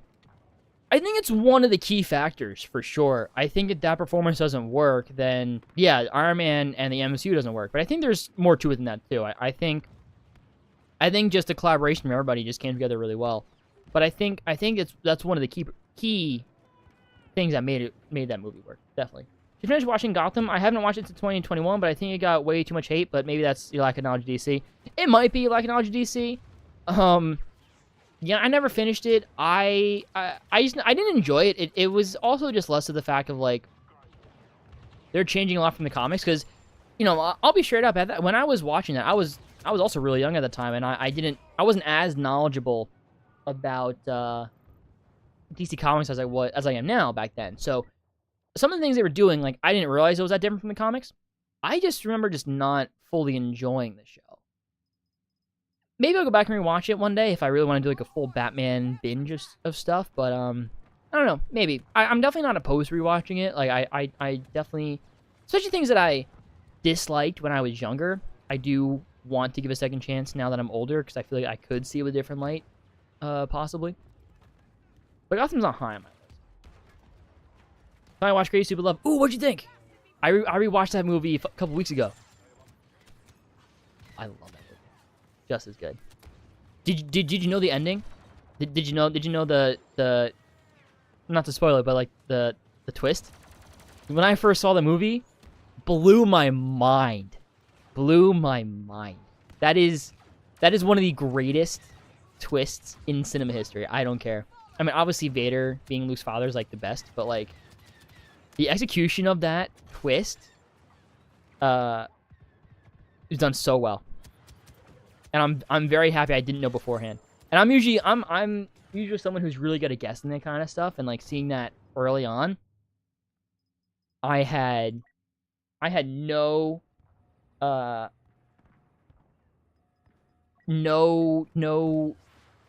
clue that was gonna happen. No inclination, no thoughts in the back of my mind at all. It's great. Hugh Vaughn is your favorite comedian right now, to be honest. Look, man, I mean, some of the stuff that I've seen, it is pretty funny. It's pretty funny.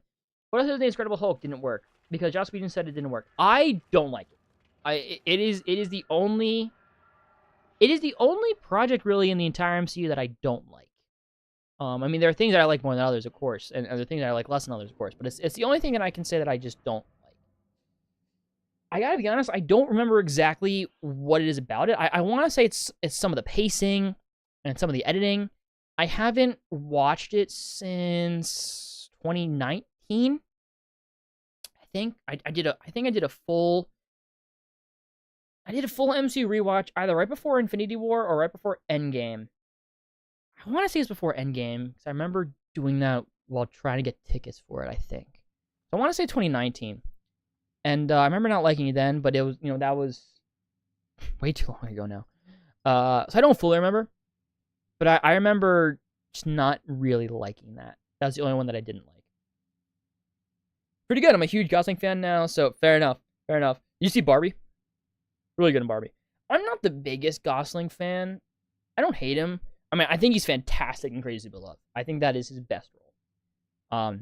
Barbie, he's fantastic in Barbie. He is phenomenally funny in Barbie. And I do want to get this movie rewatched, but the reason why I'm not huge on him is Blade Runner 2049. Not a big Blade Runner guy. At least I wasn't when I saw it. Now, that was... Oh my gosh, how long ago was that? Was that 2016? No. 2018. 2017. Yeah, so I watched Blade Runner, the final cut, and then Blade Runner 2049, 2017, for the first time. I found both incredibly boring. At the time, though, I was really young. So I am meaning to give both a rewatch. And I will, but I remember at the time really not enjoying the movie and just finding his performance very wooden in the movie, which I guess is the point, but like I said, I was young at the time. So I do want to get that movie rewatch, the Blade Runners. Especially because I am now a huge Denis Villeneuve fan. Dune, one of my favorite movies of all time. And a movie that I might like even more than Dune, Prisoners. Oh my gosh, I will never stop recommending Prisoners to people. That movie is, wow. That movie is just a masterclass in everything.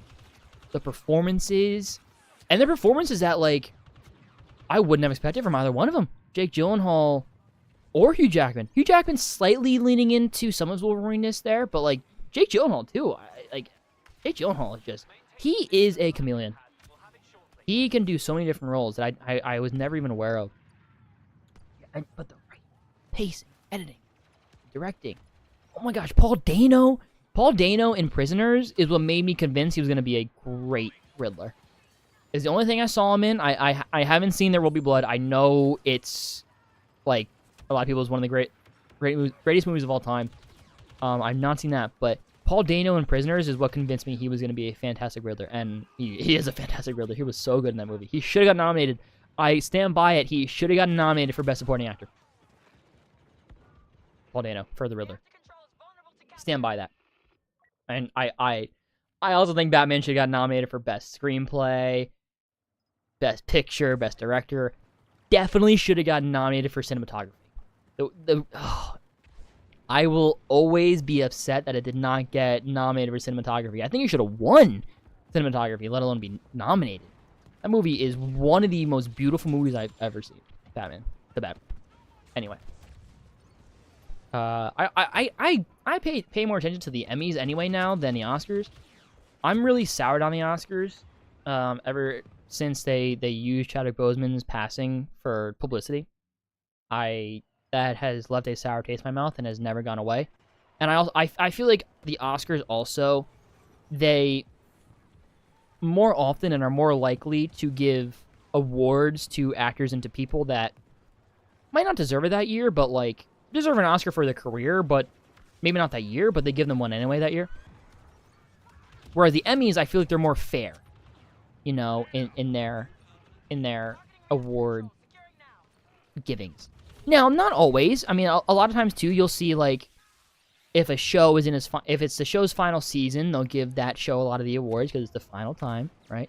So it's not perfect, as no award shows are. But I just feel like the Emmys do it better. Maybe I'm biased because Ted Lasso won the past 2 years, and I love Ted Lasso. But yeah. Anyway, I'll try to squeeze any conversation to the Batman. Anyway, Prisoners. Because I love Prisoners and Dune so much, I really do want to give Blade Runner 2049 a rewatch. I also want to rewatch Arrival. I fell asleep during Arrival. And that's also the name of Villeneuve. And I also really want to watch Sicario. That movie looks like it's right on my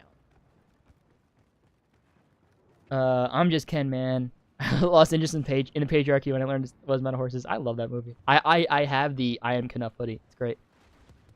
This guy's accent that makes it so funny, do I think? That's fair enough. His accent is kind of funny. You and I are reversed because I dug The Incredible Hulk, but I hated 2011 Thor. I didn't hate 2011 Thor, but it's definitely not my favorite.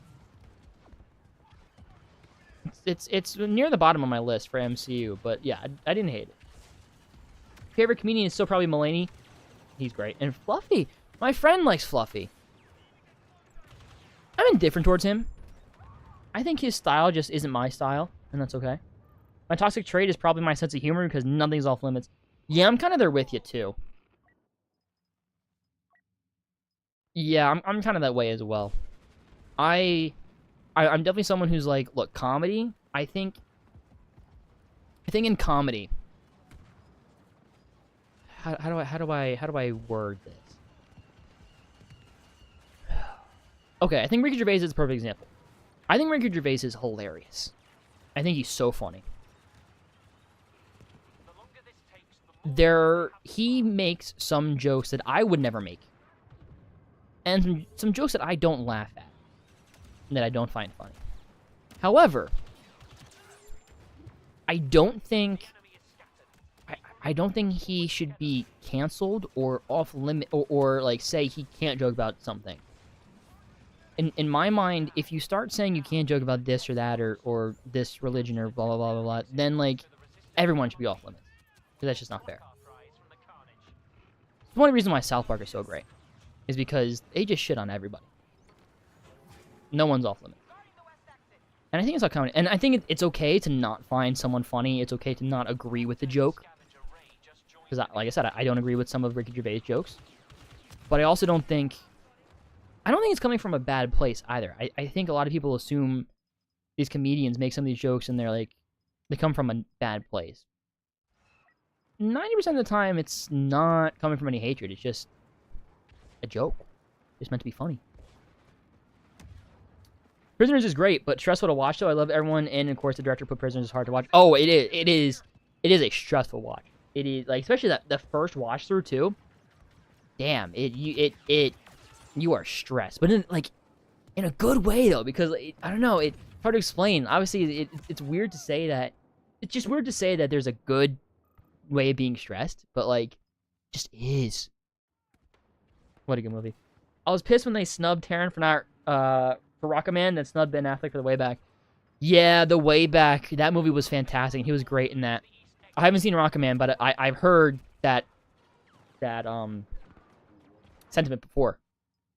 For me, the biggest snub for the Oscars is that, in my opinion, since I've been paying attention, second one for me is the Batman for cinematography. I think it should have won, let alone been nominated. But I think James McAvoy should have been nominated for Split. When I tell you that playing that many characters that well is impressive, I am severely understating how impressive that is. Like, that is... There's a difference between playing 2 personalities and how many he played. 4 or 5. At least. Like, for example, Moon Knight. Oscar Isaac. Great performance. Great performance. But overhyped. Doing those 2 different characters, not the most difficult thing for an actor. Especially because one character hadn't, like, maybe this is just me, I don't know, I don't know. But since one character had an accent, it's easier to become the 2 different characters. And I think that was proven in episode 5 when the little kid did it. That's when I was like, yeah. It's a great performance by Oscar Isaac, don't get me wrong. He's a fantastic actor. And he kills it as Moon Knight, and he does a great job as both Mark Spector and, oh my gosh. Oh my gosh. Oh my gosh. Stephen Grant. Whew. He was great as both. But 2, But James McAvoy, what he did, so impressive and so good. And I'll break my rule. I'll break what I just said. I'll be contradictory. I also think Lupita Nyong'o should have gotten nominated for Us. I know I said 2 people, but the way she played the 2 people, the tethered and the not tethered, wow, that's impressive. Because her performance as the evil version of her character could have gone super silly and just could have gotten really over the top and bad and whatnot really fast. But it didn't. It never slipped into that. That movie's just really good. That for me is the scariest movie I've ever seen. Not because it's like scary, but because it's like, I think the way they executed the story and the idea was so well done that, like, when I watch it, in the back of my mind, I'm like, what's this say that's not real? That's a terrifying thought to me. That movie's just really good. That's my personal favorite Jordan Peele movie. That might be a hot take. Another hot take of mine. Yeah, for me, my biggest snub is James McAvoy for Split. It at least in my recent memory. And then, yeah, Batman cinematography, and also Paul Dano for Riddler. There's been others, definitely, every year that I'm like, oh, that should have been nominated, or that person should have been nominated. Shouldn't have been nominated, but yeah. Been a fan of Denis Villeneuve since Sicario. I love his work. I love his Blade Runner. Denis is great, so up for Dune 2. I am so excited for Dune 2. And he says he wants to make Dune Messiah. He wants to make the trilogy. I say let him. I say greenlight Dune 3 right away. Can't be a filter in comedy. I agree. I also think if you're a comedian, you should definitely accept that if you are going to go down that route, you should accept that there are going to be people who don't find some of your jokes funny and might disagree with some of your jokes. But on the flip side of that, I think people take it too far in not agreeing with some of the jokes. Hopefully he's great, and Ralph May too. As far as 2011 nerd stuff is concerned, it was X-Men First Class's year because Thor and Green Lantern. Oh yeah, I mean X-Men First Class also is just one of the all-time greats. It just is. And their First Avenger, another all-time great. Jimmy Carr, he's funny. Oh, I love Jimmy Carr. I like Captain America: The First Avenger, but for X-Men First Class, I agree. I'm the same way. But I love the First Avenger. I can watch all the Captain America movies on repeat. You Dingo, you should watch some Jimmy Carr stand-up. I think Jimmy Carr's hilarious. Jack Whitehall. I love Jack Whitehall. I'm so happy you brought him up because I think Jack Whitehall is incredibly underrated. I'm happy he's getting some more recognition now, though. He's been in some more stuff. He's the guy that was in Jungle Cruise, right? Yeah, I think he was the same guy. I think Jack Whitehall is very underrated, and I'm very happy he's getting some more recognition.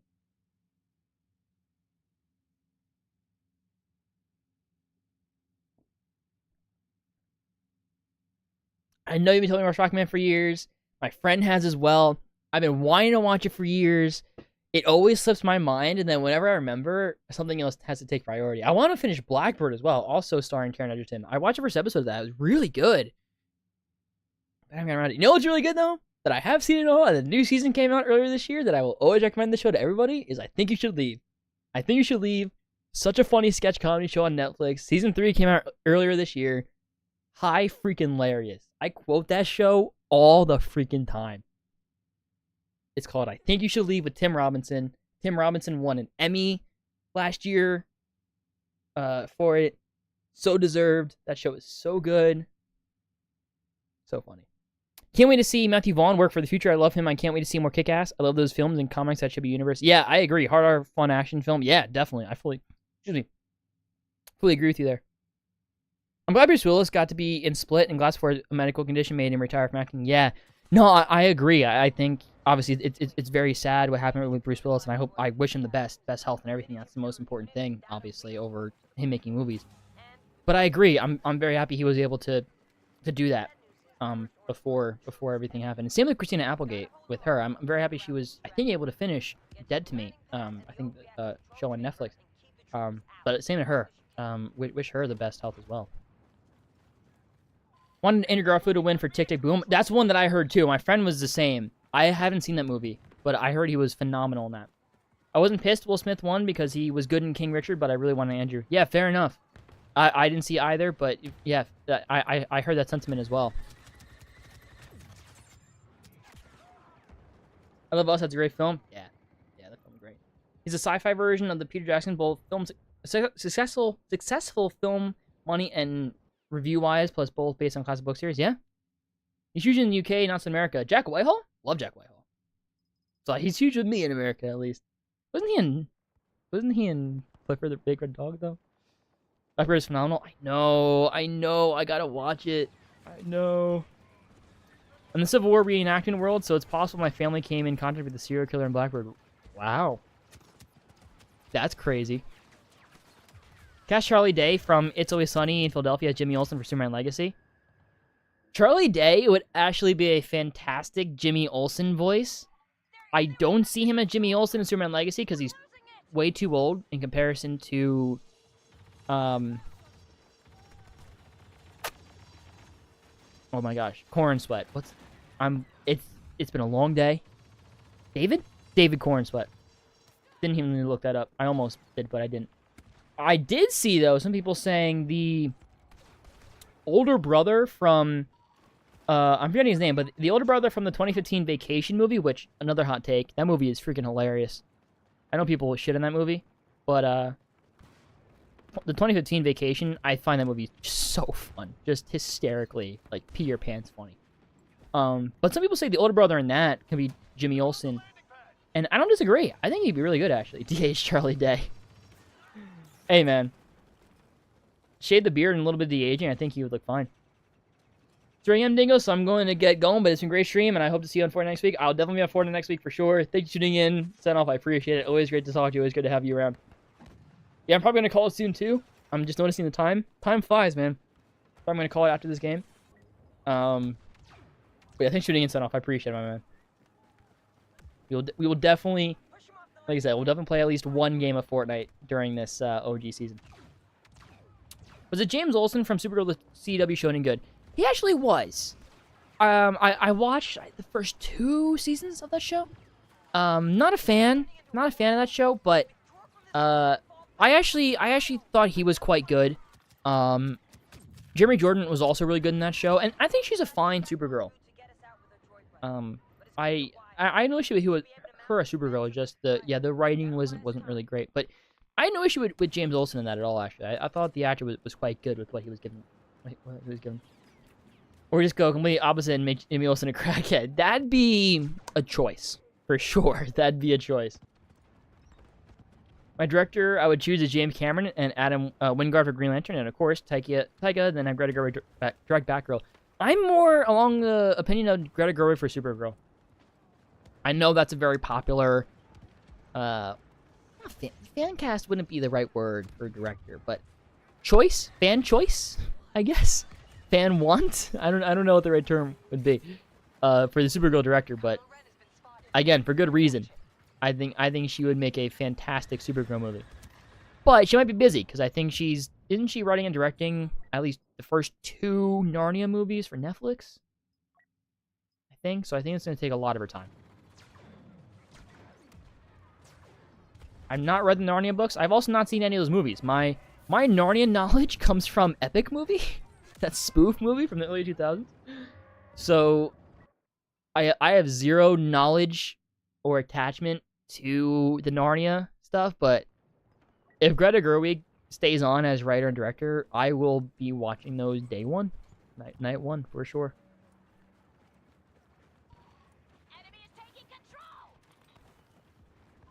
Forgetting to roll. You know why? Because the button is so weird on this mouse. I gotta get a better mouse. I think I'll probably wait like 2 weeks or so. See if I continue to be consistent with this once a week Battlefront stream thing. And if I am, test 1 2. Test 1 2. Okay, we're back. Apologize about that. That was the second time today that my Wi-Fi decided to crash on me. I'll take that as a sign. I'll respond to these last 2 chats, and I'll take that as a sign that it's time to call it for the night. John Campia said that James Gunn's opinion on Batman 1989 is going to come back to haunt him because if Batman the Brave and the Bold isn't better than Batman 89, fans will rub that in his face. Sure, but it's one. Also, he's not writing and directing Batman 1989, or Brave and the Bold, and also Batman 1989, while a fantastic film, is not even like top 5 Batman movies in my opinion. The third Narnia has Will Poulter. Really? That was my intro to him, and my god, he is annoying in that movie. He's got so much better. The transformation of Will Poulter is something like, as someone who grew up a nerdy, scrawny, skinny, awkward guy, is something that I really want to study. Because you look at his stuff, I mean, he was kind of the tough guy in Maze Runner, but like, We're the Millers? You watch We're the Millers, right? You see him in that, and then you see him in, like, The Bear. And you're like, that's the same person? Or in, I haven't seen this show yet, I really want to, because Michael Keaton's one of my favorite actors ever. Dope Sick? And you're like, how did that happen? How is that possible? How can I do that? Yeah, it's wild. The Will Poulter transformation is wild for sure. Wild for sure. But with that, guys, I think that we'll probably do it for today's live stream. Thank you guys for tuning in and chatting and sticking around for these almost 3.5 hours for this sort of impromptu stream. Like I said, I would like to do these live streams at least once a week. Fridays or Saturdays, just depends on which day would work best for me, at 7 p.m. Eastern. We'll see. As you said, Cooper, earlier, I am the king of blue balling you guys for content. So we'll see. I can already see myself not doing it next week. We'll see. We'll see.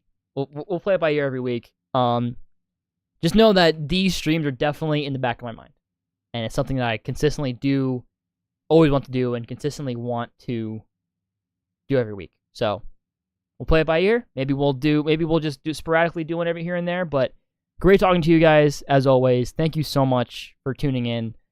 Y'all stay safe out there. Have a wonderful weekend. Have a wonderful week. Have a wonderful Halloween. Yeah, and hopefully I will see you next time.